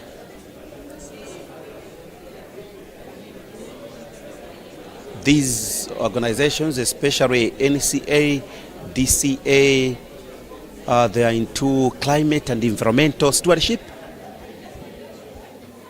promoting community resilience and disaster risk management, and also promoting sustainable resource management, not forgetting promoting faith-based climate and environmental advocacy.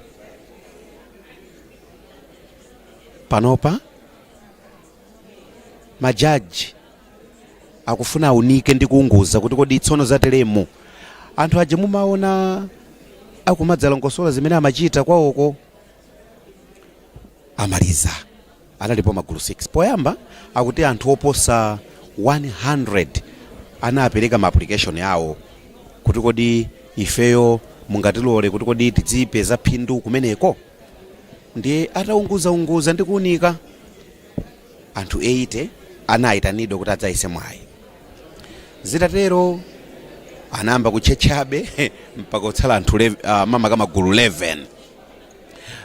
Magulu 11 nkuchechedwa abe nkutsala 6. Moti kunoko tabwera chifukwa cha magulu 6 amenewo amene amachita zosiyana-siyana, ena amasintha mkodzo umwewu, mkodzo wa anthu omwewu kusandutsa fertilizer. Ndiye kuti amenewa poyamba kuti ma technology akubwera kumene aza mikodzo imeneyi amatenga mkodzo weniweniwo nkumagwiritsa ntchito zina kenaka nkuwika m'munda. Koma kenaka anyamata ku Malawi Science and Technology ku university kumeneko kujamati must anadzata bwanji tipeze mtundu wina wa mchenga umene titaphatikiza kamchenga kameneko ndi mkodzo tikozomapanga fertilizer weniweni wa mibulu ngati ujakhalira ku shopu. Fertilizer ameneyo titakumatsira m'munda ndiye kuti mkodzo uja udzisungunuka ndithu ndi kamchenga kaja ndi zimene akuonetsa kuno kumota atuonetsa nkhani imeneyo yokhudzana ndi mkodzo omwe wa anthu koma uti udzigwiranso ntchito zina. Nkhani imene siyachilendo mwakhala mukuiva inu nkhani imeneyi. So ndi zimene ndithu zikuchitika kuno ku Sunbed Capital Hotel kuno ku City Center mu mzinda wa Lilongwe. Pabwera anthu ochuluka pano kummawaku tinali ndi anduna amene amaona za ntchito amene nda Joel Chigona amene anabwera ndi kudzatsekulira mwambo umenewu. Ndiye iwo wapita komanso PS kapena kuti mulembe wamkulu kumeneko amene ndi Anwanzi Nthambala tilali nawonso konkuno akhalako kwa kanthawi amene onso apita. Ndiye tikuyankhula pano ndiye kuti pali ma innovators, ma media house ena ndi ena komanso ma partners ochokera madera osiyanasiyana ku Irish Embassy ndi magulu ena ali muno. Nkhani ndi yakuti Norwegian Church Aid ndi Dan Church Aid amenewa ndi amene ndithu adayika ndalama over 130 million Malawi kwacha kuti athandize ma small companies zimapanga za ma innovations kapena kuti luso la makono. Zikatero ndiye kuti zikhale bwino. Ndiye pano tikudikira majaji amene anagwira ntchito imeneyi kuti pomaliza titaona kuti kodi zateremu ndiye zikhale motani. Aliyense ali ndi chidwi, kodi asankhidwe ndi ndani, kodi asankhidwa onsewo 6 kapena angotengako mmodzi kapena awiri kapena atatu. Pamenepo ndi pamenetu aliyense maso wachera, makutu wachera. Zimene tizikuchitika kuno ku Sunbed Capital Hotel. Mukudziwa inu kuti dziko la Malawi lakhala likukumana ndi ngozi zosiyanasiyana, kusefukira kwa madzi, mphepo ya mkuntho, komanso tikuyankhula pano kwabwera kale maoning kuti kukubwera ng'amba, mphepo yotentha kuphikidwa pa nyanja ya Mchere. Ndawo kuti mphepo imene ikanguti yatulukira vula imathawa. Vula ikathawa kulibe kulima, mukalima ndiye kuti dzipserera. Ndi kudzera mu ma innovations ngati amenewa kumakhala ma detections, kupanga detect the dangers kuti kodi chichitike ndi chani. Ndiyetu kuli zinthu ndi anthu ona anatero kuti kudzera mwa ma innovations ngati amenewa zitithandiza kuti kodi zikhale mwantundu wanji, chifukwa chakuti dziko likufuna kulimbikitsidwa mwantundu umenewo, komanso tione kuti kodi kumapeto kwa zonse dziko lidzapindula zotani, komanso kuti chidzachitike ndi chani. Kodi anthu akapanda kumvera mauthenga amene akuchokera kwa anthu osiyanasiyana amene akutipatsa uthenga ngati umenewo, what will be the result? So zimenezo ndi zimene tikuyenera kuti tizikhala tcheru ndi kumadziwa kuti kodi chikuchitika ndi chani. Nkhani ya zathu amene amaona za climate atipatsa uthenga wanji, amene amaona za kusintha kwa nyengo atipatsa uthenga wanji. So zimenezo ndi zimene tiyenera kudziwa. Muli bwanji? Tili muno kaino? Tili bwino. Yes. Muone ngati muli ndi mawu. Haya, ine ndangobwera kuno ngati mmodzi amene woyitanidwa kuti ndidzapereke mwayi wouza anthu amene ali kuno zimene tikupanga ife a Bioinnovation Lab. Mupanga zotani? Ifeyo tikupanga sopo, komanso mafuta odzola, komanso tikupanga feed ya nkhuku kuchokera ku nkhono. Nkhono? Nkhono. Nakasi nkhono zimenezi kawirikawiri zimakhala zokuti anthu amanyasidwa nazo chifukwa chakuti zimaononga mbewu zawo m'minda. Ndiye amafuna kuti agule mankhwala odula kuti azipopere. Ndiye ifeyo tinaona kuti nchanzeru kuti zimenezi zikhoza kusanduka ndalama ku Malawi kuno, monga mmene dziko likuvutira kunkhani ya ndalama. Ndiye ife a Bioinnovation Lab motsogozedwa ndine Kingdom Kwapata ndinaganiza kuti nkhono zimenezi zikhoza kusanduka chuma cha Malawi chimene kawirikawiri mangozitaya. Kutoko panopo tikumema alimi yonse amene ali mdziko muno tayamba sopano kugula nkhono kwa alimi pa mtengo wa 500 kwacha pa kilogramu. Zimenezo kuti akhoza kungotola m'minda mwawo kutibweresera ku kampani yathu kuti ifeyo tikonze mafuta amene ndanenera muja odzola, tikonzenso sopo osambira, tikonzenso chokudya cha nkhuku ndi ziweto zina, komanso timapanganso manyowaso kuchokera ku nkhono zomwezi. Mutanthauza kuti mafuta odzolawo mupange kuchokera ku nkhonozo? Zimenezo zimene tikupanga ndithu, ndipo izizi ndi mafuta apamtengo wapatali kwambiri, chifukwa chonena kuti maiko akunja mungangati ku Korea, ku China komanso ku Europe, anthu amene maona obeba jakanda azimayi ya mtv ma superstars amagwirisa ntchito mafuta a nkhono amene pa Chingerezi timati snail mucin.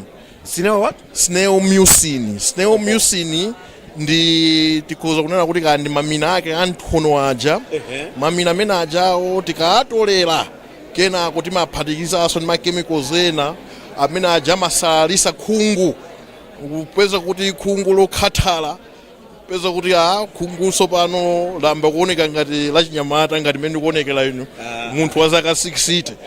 Munthu waja wa zaka 60. Ayi musatinamize awawa olo 40 sanafika.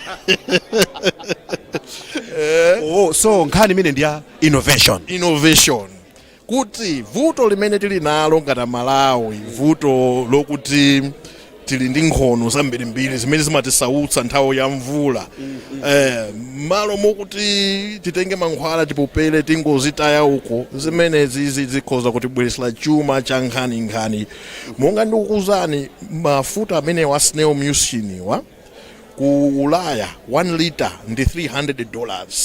1 liter ndi $300. Ndiuzeni kuno Malawi kunoko ndi chani chimene tingapeze cha $300 ngati 1 liter. 1 liter kukufunika nkhono 100.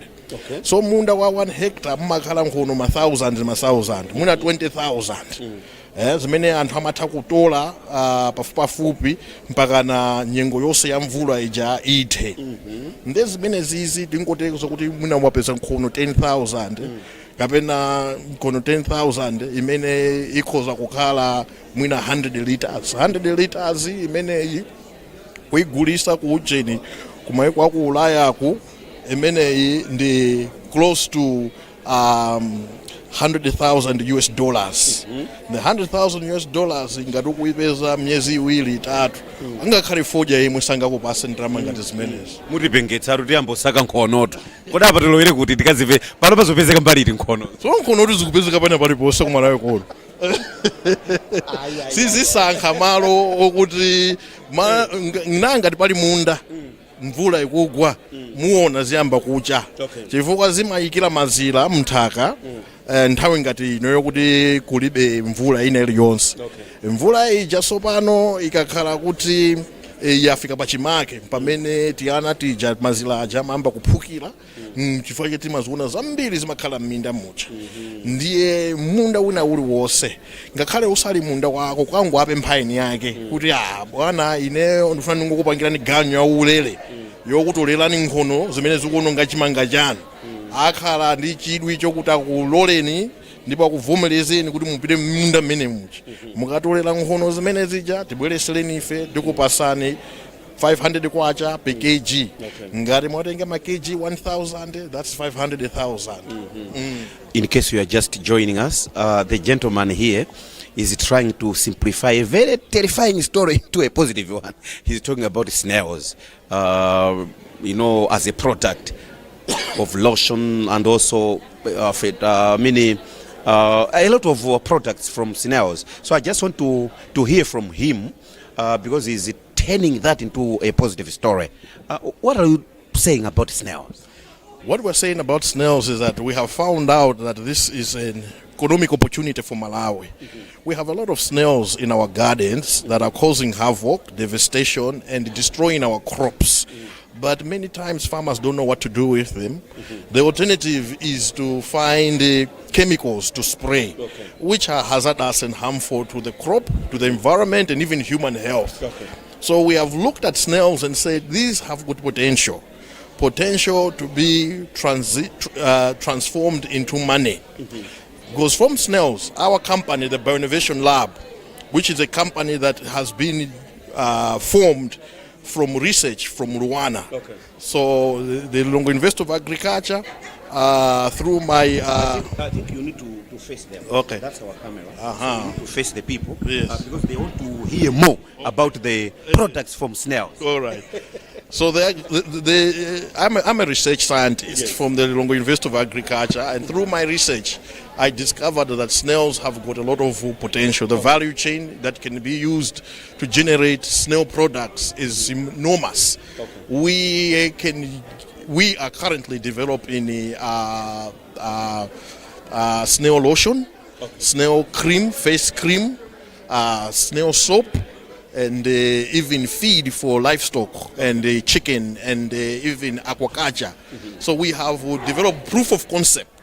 And even the manure from snails can also be used, for farming. So we are living nothing, and we are living nothing without using. We can also use the snail shells as calcium supplements.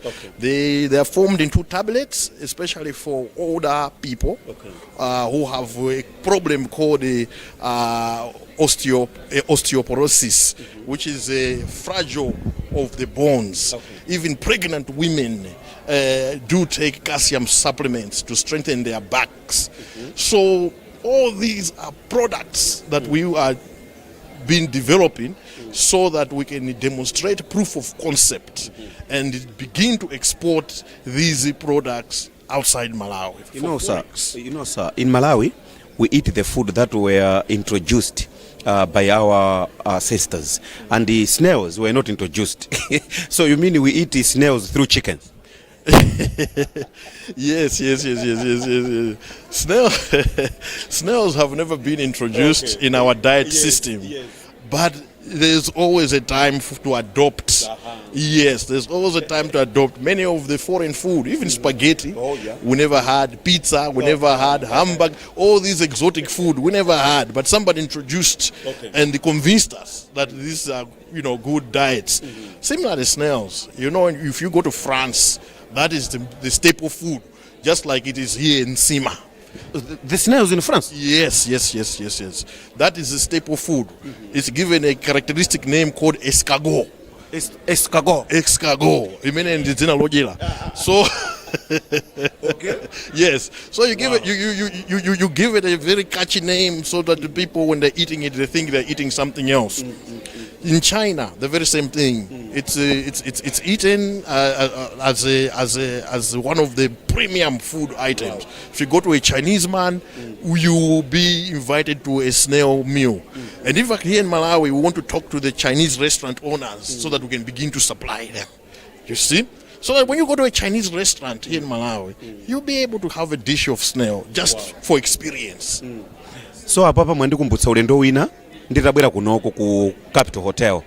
Nadzayamikira chakudya china mpaka kumwera madzi ndithu ndi adandifunsa kuti kuli chakudya mukuyamikira mwachidziwa? Ndati si nkhuku imene kuti nchilong'onatu kuli kunotu. Ine kupisa zala kukhosi naona zapita kale. Kodi mwati tingozolowera zinaze? Chifukwa muwangata Malawi tidziwe kunena kuti ngati anthu ena kudya kunjako sakufa sakudwala kuchita bwino nthanzi zawo zikupita pasogolo, ifenso tikhozochita chimozi. Kunoko timakhala anthu kuti tikusankha kwambiri zimene tikufuna kudya, koma chomwecho zokudya zathu, diet yathu limited. Chifukwa ifeyo tikudya tikuti ndi nsima. Komano nanga mvula ngati mene tikunenamo muna El Nino ibwera, tipanga bwanji? Tiyambe kuganiza kuti pali zokudya zina zimene tikhoza kudya kukhalabe moyo ndi thanzi.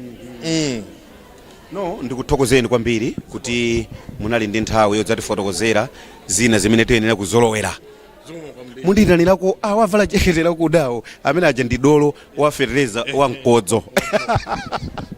Ndimene tikuchitira kuno ku Sunbed Capital Hotel mumzinda wa Lilongwe kucheza ndi ma innovators osiyanasiyana. Akutero ndithu kuti zimene timazisalazi izi zili nkuthekera kopanga chuma, ambiri tikusauka chuma tili nacho nyumba. Koma ma innovator amenewa ali ndi kuthekera ndithu kosintha moyo wa munthu. So naje timakamba zoti adapeza chuma kudzera mu mkodzo ndi yawo. Muli bwanji? Muli bwanji? Kodi mwati mwafika pamenepo ku masti? Ku masti afika pamenepo. ndipo kuchitikaso zina zambiri kuposa izizi musatero ndikuwuzani. Okay. So mmene tikupangira ngati ndi fertilizer ochokera ku mikodzo. Ayang'aneni anthu kamera iyo. Chabwino. So mikodzo imene timakodzayi alimi athu agwisa ntchito madera osiyanasiyana. Ndi akamagwirisa ntchito akumatha kukololako pang'ono. Koma vuto lalikulu ndi lakuti mikodzo ija imakhala kuti ndiyolemera choyambirira. Ndiyolemera? Nanga sindizimadzi. Okay. Chachiwiri alimi ambiri chifukwa cha fungo. Amaona kuti zikununkha izi. Ena asagwira ntchito ndi komwe. Koma mmene mujamo muli nitrogen. Okay.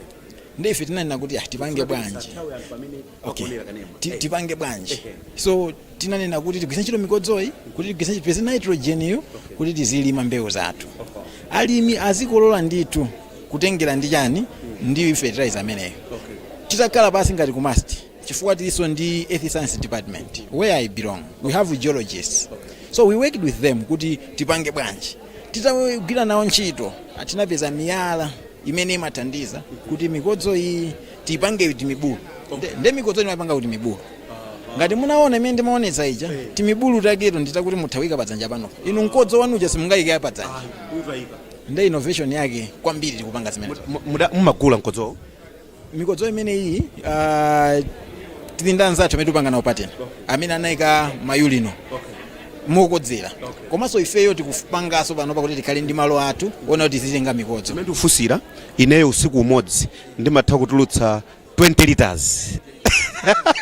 Si chuma chimene? Nditenga nambala yanu. Nditenga nambala yanu. Chimenecho ndi chuma. So ifeyo interest yathu zimene tikufuna. Malo abize misika muja tikufuna tikaikemo chani mayulino. Tikaikamo mayulino mmene mujamo tizipeza mikodzo yochuluka. Mmaskulu ngati ife kwathu kumastiko. Panopa tikupanga kuti malo ena amene amakayimirira anyamata tizipangaso collect mikodzoyi. Pa goli atitindika malo kamene tufuna so timange bwinobwino kuti zititenga mikodzo. Koma maganizo athu ndi akuti tikuyenera kuapanga mpawa achinyamata ndi azimayi. So kumene kuli mayulinozi kumene koko ngati misika tilemba achinyamata azikakhala kumene chakukoza kutenga mikodzo ija ife tupita nayo ku factory ndio tikuapanga mpawa kwaphunzitsaso angagwiza ntchito bwanji mikodzoyi ngati fertilizer. Mulimi tikumuyang'ana kuti mavuto amene ali nawo tiasove. Fertilizer akudula. Boma likuyesetsa njira zosiyanasiyana koma bisi zimatika limene ake sangakwanitsebe. Ndiye ife tabwera ngati must kuti titenge technology imene timaphunzira ma innovations amene tili nawo tabweretse ndi kuaphwanya pang'ono. Timvetsetse tipange chinthu choti chigwire ntchito. Pakadali panopa fertilizer uyu tamuthira malo atatu. Kwa Vumbwe, kuchitedze, komanso kusalima kuchitala. Chifukwa boma limanena kuti muyesereka ayi musanapitise kwanu. Ndi tupanga zimenezo. Awayanga nali pamenepo kuti zikundivekera za uve kuti zona nkhwani tikudyawu akatsire fertilizer wa mkodzo suwawa nchere? Ayi suwawa. Komano ngati mmene munaonera muchi. Timibulu tija. Zimakhala kuti tausinda singati nkodzoso. Tatengamo timichere tothandizato ndimene tupitisa ku mbewu. Ndikuwuzani ngakhale uwa madziwo. Science imene timanena kuti wamadziwo muthire ku mbewu zokha zimene mumadya chinthu chake chakutsogoloko ngati chimanga. So simmadya chapasi ngati masamba siwoyenera kuti muthire mkodzo wa madziwo. Koma uwu ameta panga mutha kuthira ku masamba chifukwa choncho simuthira madzi tsamba lija sikala contaminated ayi sikugera direct. Komanso mkodzo uti kautenga timaudikira timausintha form kuchoka ku michere kwambiri kuti khale ni michere yoyenera. Pachizungu amati umachoka from acidic to basic. Ukafika pa basic paja ndekuti umatha kugwira ntchito bwinobwino kuti tipange zimene tikufuna. Remember, we are talking innovation here at Sunbed Capital Hotel. We have, are you a student? What are you doing at MAST? So I'm a senior lecturer in geoinformatics. You are a senior what? Lecturer. Very young, but he's a senior lecturer at MAST. Very young. And he's talking of turning urine into fertilizer. This is where my attention is. I just want you to explain more as a lecturer at MAST. Yes, so I'm a lecturer, a senior lecturer to be specific. But we say lecturer, you say lecturer. Oh, so the best pronunciation is lecturer? Yes. Not lecture? Kale ala kumapeto kucha. Chifukwa lecture ndi mklasimo. Sokonezaso mukamati lecturer ife timati lecture. Ndi lecturer. Muntu we ophunzitsawe ndi lecturer. Ophunzitsayo ndi lecturer. Yes. Okay, so yes, I'm a senior lecturer and I'm also the university postgraduate coordinator. Okay. So I also foresee or coordinate all postgraduate programs, masters and PhD at MAST. Wow. Now I'll go back to the innovation to be more elaborate. So what we're doing, we have converted this odor urine, which farmers are not so comfortable with, into a product whereby the farmers are very free to use. Moving from there, we are working with farmers. Okay.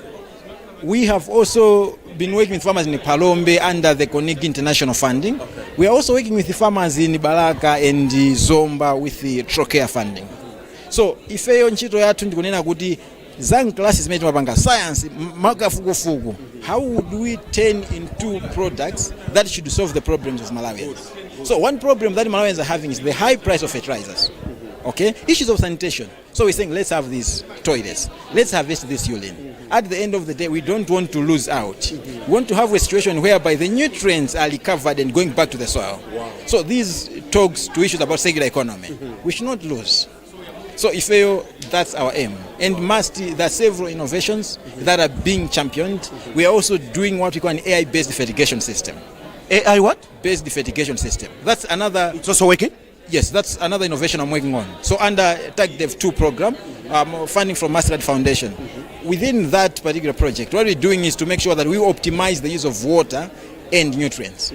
So in the greenhouse system, the sensors will be detecting. This point in time, let's irrigate. We apply more water. At this point in time, let's apply more nutrients. So that's what we are doing. But there are several innovations at MAST, and MAST is the home of innovations. However, we don't stop at innovations. We move from the innovation going down into solving the problem that farmers are having. Wow. And we work with communities. Okay. As I'm saying, the communities around their Goliath area, we are working with them. Baraka, we go to Zomba, we go to Palombe. Those are our catchments. Okay. So I'm glad that I'm here to present the innovation today about this fertilizer. Okay. It's an organic fertilizer. It's my hope that farmers will take it up. And in fact, we did a study which revealed that farmers are willing to buy this. Okay. We had to do an auction to let them say, okay, you see this. So I can see judges coming in. Yeah, so I can see judges coming in. So I think very soon we are going to hear the results. So mundilole kuti ndipatsire amene akuyendetsa mwambo umenewo.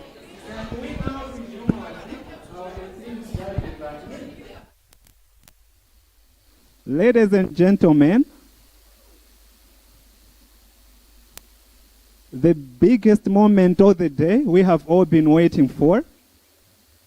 Can we all resume our seats?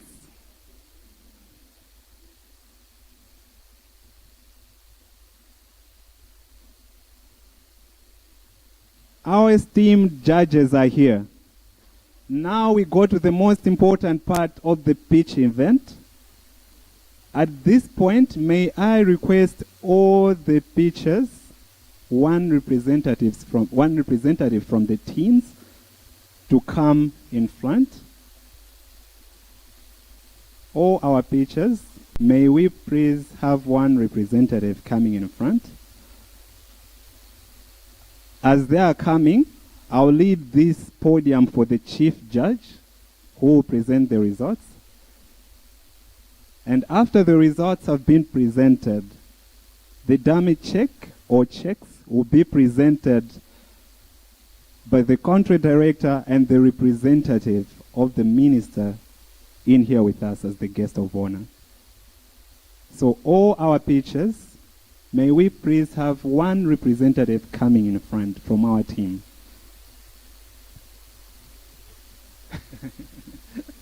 Are we afraid to come?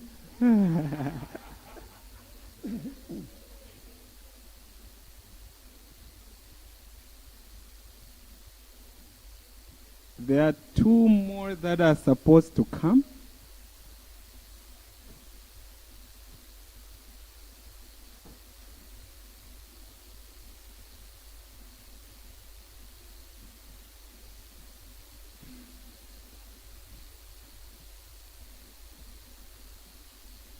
One more. Oh, okay, fine. Thank you. May I now invite the chief judge to deliver the ruling. Thank you. In the spirit of gender equality, we will divide this session into two parts. We have our lady judge. She has something to say. Thereafter, the chief judge will finalize it all. Thank you. Thank you so much. All right. I will speak from here. Or should I go in front? All right.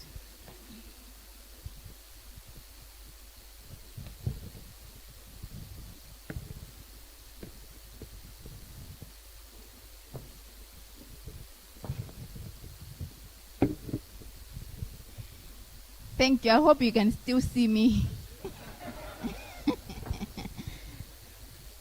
All right. On behalf of the judges, not to take away the chief position, I would like to thank you all for your participation. Mostly, we would also like to thank the people who presented today.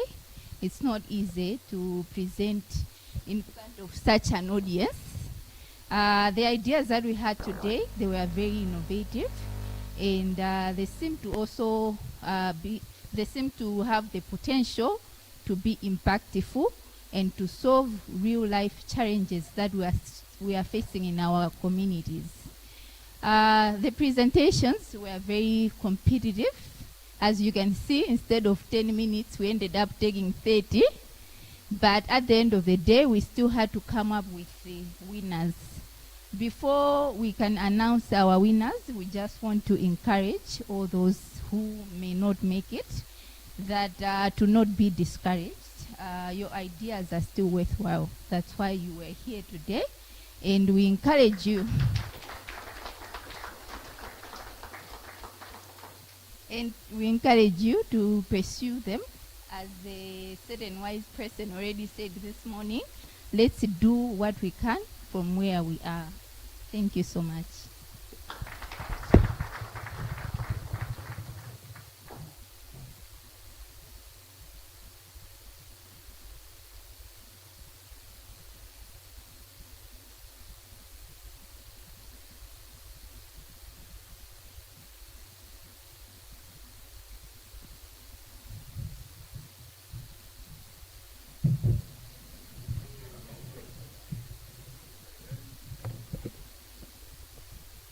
Ladies and gentlemen, distinguished guests, and everyone here present, my humble duty this time is to announce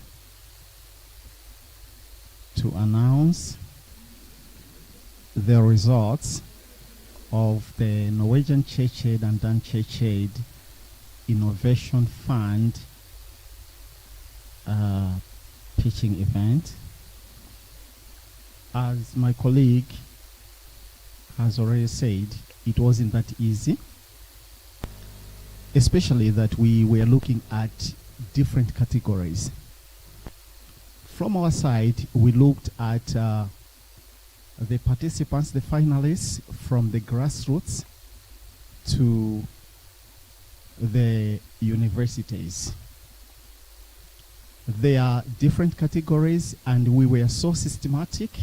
That is why we took time to analyze and to evaluate and to see the impact of this funding to the nation and the communities that this fund is expected to make an impact. So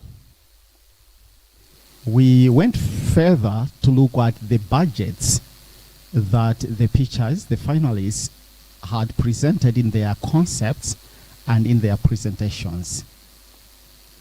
We analyzed their budgets critically, and what we wanted is to have value for money. This is donor money, and it should be used effectively to leave a lasting impact on the lives of the communities that we serve. As such, we looked at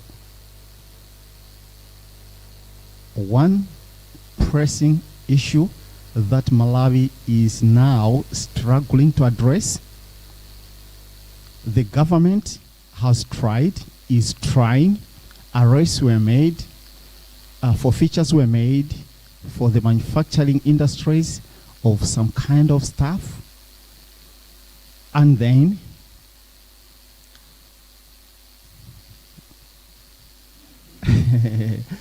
all right.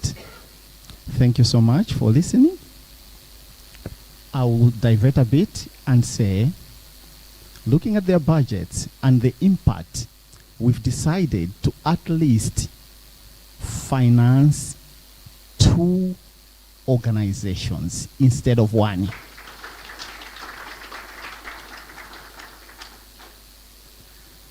Plastics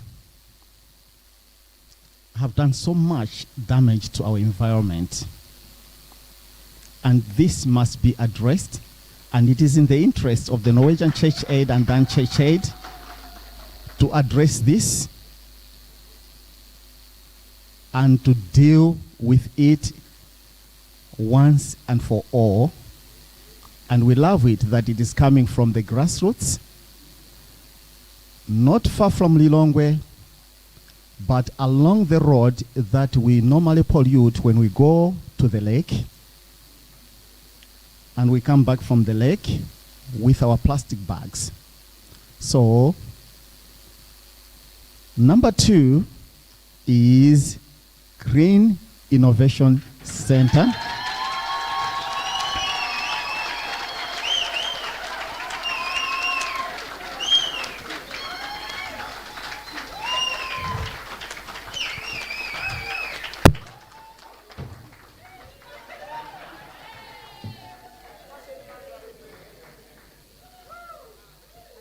This one. Green Innovation Center.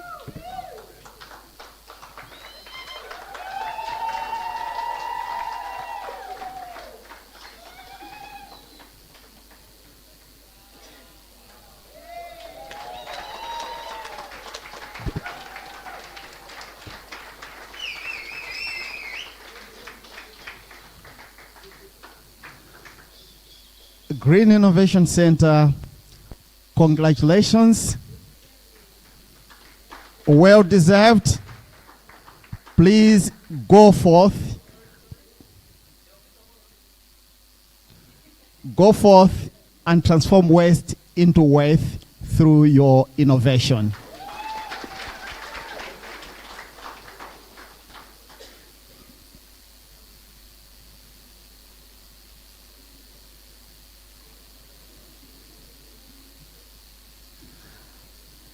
Congratulations.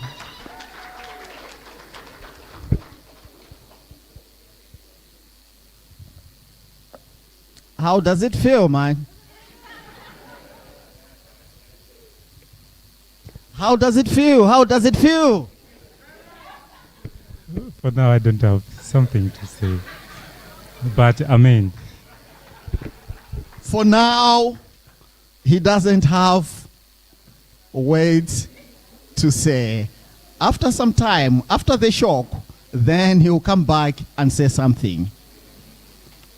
Congratulations. We have stakeholders here present from different sectors. We have banks, we have government, we have the CSOs and the like.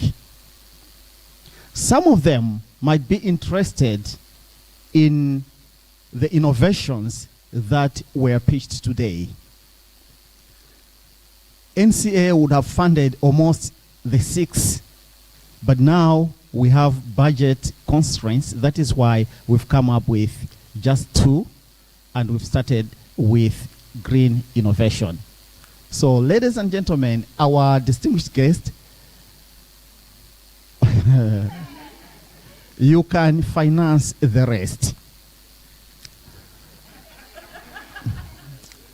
But let me have this privilege to say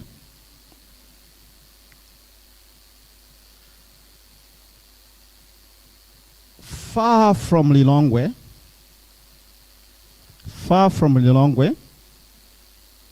to the mountains, across the country, digging here and there, taking the samples into the laboratories, trying to address a pressing issue that remains a controversy. We've been crying loudly that government is delaying producing fertilizer in the country. We need more fertilizers. The war in Iran, the war in Ukraine is disturbing at least the mobility, the transportation of such resources to Malawi.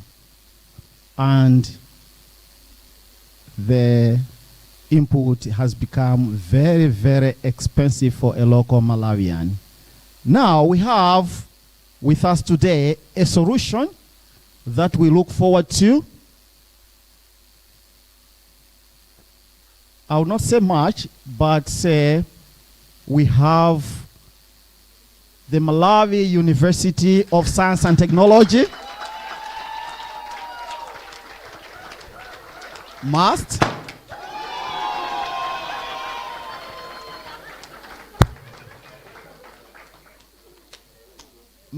will get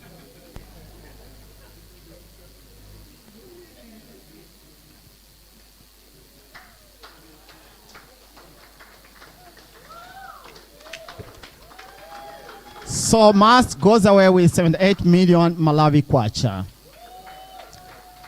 Congratulations, Must. We look forward to working with you, to introducing you to the systems at Norwegian Churched and Dan Churched, so that at least you become a solution to the dire need for fertilizer in the communities in Malawi.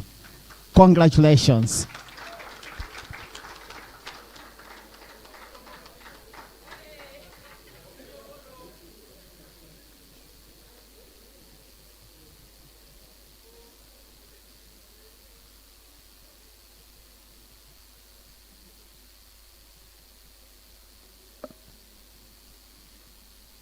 Congratulations. Must, are you ready to say something? I think I can. I'll hand it over to the Master of Ceremonies for other procedures.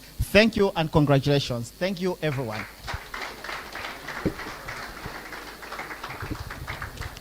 Yeah, so for the participants, we can now resume our seats.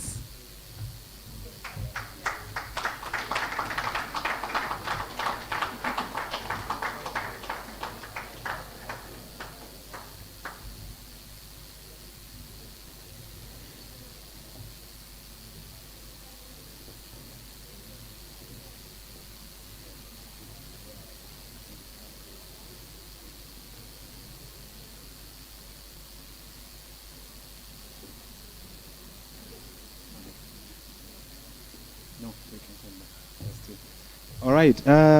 It has been a long day, and as we are approaching towards the end, closing the pitch event, would request our winners to just say a word, and after them, that will be the end of today's event.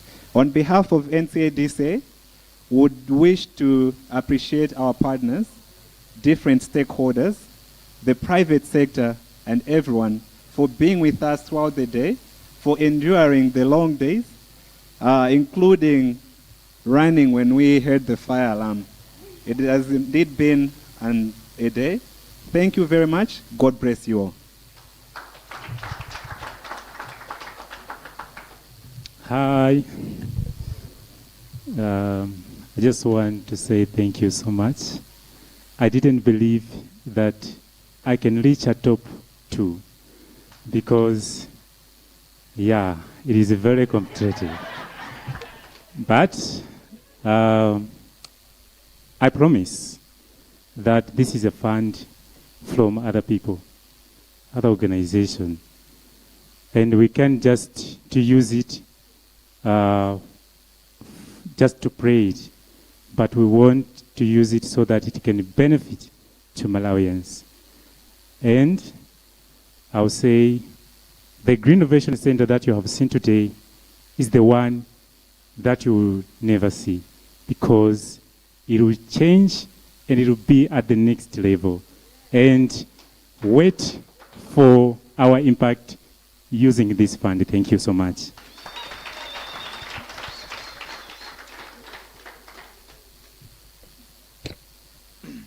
Good afternoon, everyone.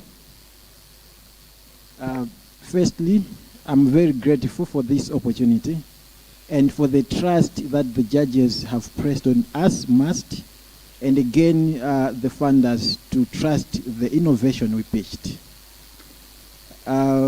We cannot take it for granted. This innovation was born somewhere around 2024. We have gotten support from different institutions. And again, today, we're having this support. I would like to promise to the funders that as MAST will do everything possible to make good use of these resources, such that at the end of the day, the problem we are having should no longer be a perennial problem. We should have solutions whereby the farmers should access this affordable fertilizer. We are available to make sure that we come in with other solutions. And also let me extend my gratitude to my institution for their support. They have supported the ideas that lecturers and researchers do come up with. And this shows great collaboration that's there between our institution and other institutions. In conclusion, much as I've mentioned my institution, I've mentioned the funder, all of you here, you have supported us. You have trusted us. We promise we'll deliver to make sure that we solve the problem at hand. Thank you so much. Thanks so much, ladies and gentlemen. Bon appetit. I hope we all have the meal kits. Our friends from logistics at the back will guide us in terms of the restaurant that we'll use. Otherwise, thanks again for being available throughout the day. Thank you.